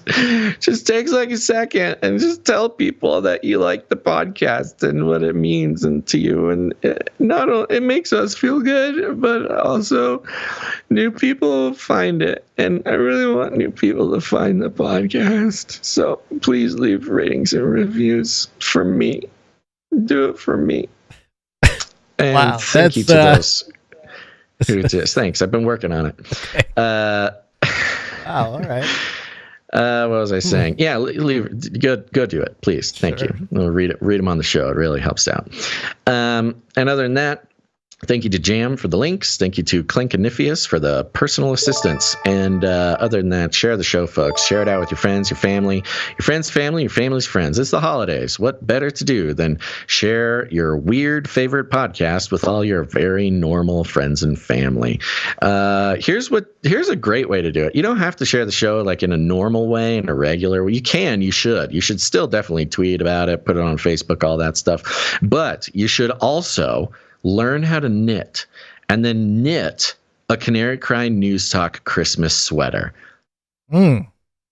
Yes. Are we going to wear ugly Christmas sweaters? We should do that this year. We should, yeah. We should do some sort of maybe producer drive where if we hit a certain goal every episode, we'll wear an ugly Christmas sweater or something like that. Yeah, but if somebody out there, or you don't have to knit it, just get a robotic arm, 2 robotic arms to learn how to knit, and they can knit it for you. Regardless, I want to see an ugly Christmas Canary Cry News Talk sweater. Even if it's just, a digital rendering, I would settle for a digital rendering, but a real sweater would really change the game. And then show up to all those Christmas parties and win the ugly Christmas sweater contest. You can have a sweater, it's got Bill Gates on it, it's got the demon cat, it's got there's a lot of resources, narrative resources to pull from this podcast. We can just you can maybe just take the calendar, the cover of the calendar, the Canary Cry calendar for 23, and just sort of wrap it around a hoodie. Maybe that would be a fun contest to have this month. If we get like a shape, like a PDF or something that's the shape of a sweater, and then people can use their skills and design a bad, ugly Canary Cry News Talk Christmas sweater. And then like at the end of the year, we can pick a winner, and I don't know, they get a prize or something. That's kind of a fun idea. Yeah, we'll think about that. Yeah. It's not too late. December is starting tomorrow. Mm-hmm. All right, everybody. Other than that, share the show. We like to call it rattling cages. If you need any more instructions, here's what you do: walk right up to him, grab him by the cage, and then you shake it. The world occurred pretty much as we had predicted. I want to shake things up, stir up some controversy, rattle a few cages. Hey, stop that! You'll never silence me. I'm the last angry man, a crusader for the little guy. Leave the bird alone. Never. Rattle a few cages. Rattle a few cages. The human race will have every opportunity to improve. And if they don't? Ask Noah. That's right. Just ask Noah. Any last words, Gons? I don't think so. Yeah. Thank you for November. All of you who came with us through November. One more month, and we will be 2023 and me. It's crazy. Yeah. That's right. All right, everybody. Thanks for tuning in one last time. Head on over to Canary Cry Supply Drop. Today's the last day. What's the next calendar object on the calendar? Let me take a peek here. Let's see. The 7th, Pearl Harbor Remembrance Day. That's always a good one for me. Easy one. Yeah. That's an easy one. That one's on the Apple calendar. What's the next funky one? You're making me work over here. Okay. Let's see. We're going to have to restart the song. Ye Old Basil Podcasterson Day, which is the 8th of December. Okay. I can't read. That's a great one. Yeah. That's an Ye Old Basil Podcasterson Day. That is an old school one. See, these are the fun things that you can enjoy and celebrate. It's also Pretend to be a Time Traveler Day. That is one of the official ones, isn't it? Yeah, it's on the same day as the Ye Old Basil Podcaster. I'm seeing the connection now. Yep, see the connection. It's offensive, but I see the connection. Insinuating that I'm faking being a time traveler. All right, everybody, thanks for listening. Go to canarycrysupply.com. You've got about 5 more hours to go sign up for the supply drop. This is the one you want to do. Thanks, everybody, for listening. And tune in again, but until then, think outside the cage. It's weird without the music. Well, you talk too much. Actually, we both talk too much. And last time you said think outside the sleep. So yeah, go get some sleep. Remember, reality is an illusion. The universe is a hologram. Buy gold. Bye. I've ordered more pills than anyone in the world. We will hunt you down and make you pay. Give me a break. Can I tell you a sort of a twisted pleasure that I have? It's okay. No. Clearing out that lint trap. Clearing out that lint trap. Clearing out that lint trap. Clearing out that lint. Clearing out that lint trap. Clearing out that lint trap. Clearing out that lint trap. It takes time. A lint catcher. I love it, man. Hey, you gotta clean this out. It's like, a lint catcher. It's a great reset. A lint catcher. I love it, man. Hey, you gotta clean this out. A lint catcher. I love it, man. Yeah. I love peeling off that big old lint trap, rolling it into a ball, peeling off that big old lint trap, just like throwing it in the trash, really. Should I be saving this? No. You could knit it into a scarf or something? No. Surely. It's very soft. No. This would make really good fire starter. You are a weird prepper. Hoarder. Like a weird guy, man. Weird prepper. Not normal. Like a weird guy, man. Clearing out that lint trap. No. Clearing out that lint trap. Clearing out that lint trap. That lint trap. I know it's gross, folks. A lint catcher. I love it, man. Hey, you gotta clean this out. It's like, a lint catcher. It's a great reset. A lint catcher. I love it, man. Hey, you gotta clean this out. A lint catcher. I love it. I'm constantly having to remind myself, wear a pink shirt for the show. Constantly having to remind myself, save the dryer lint, use it as fire starter, knit a scarf, save the dryer lint. I love the Great Reset. Armageddon's on the way. Goodbye, everybody. And that's the end. And everyone says, oh, that was fun. Bye. I'm out of here. Bye. CanaryCryRadio.com/support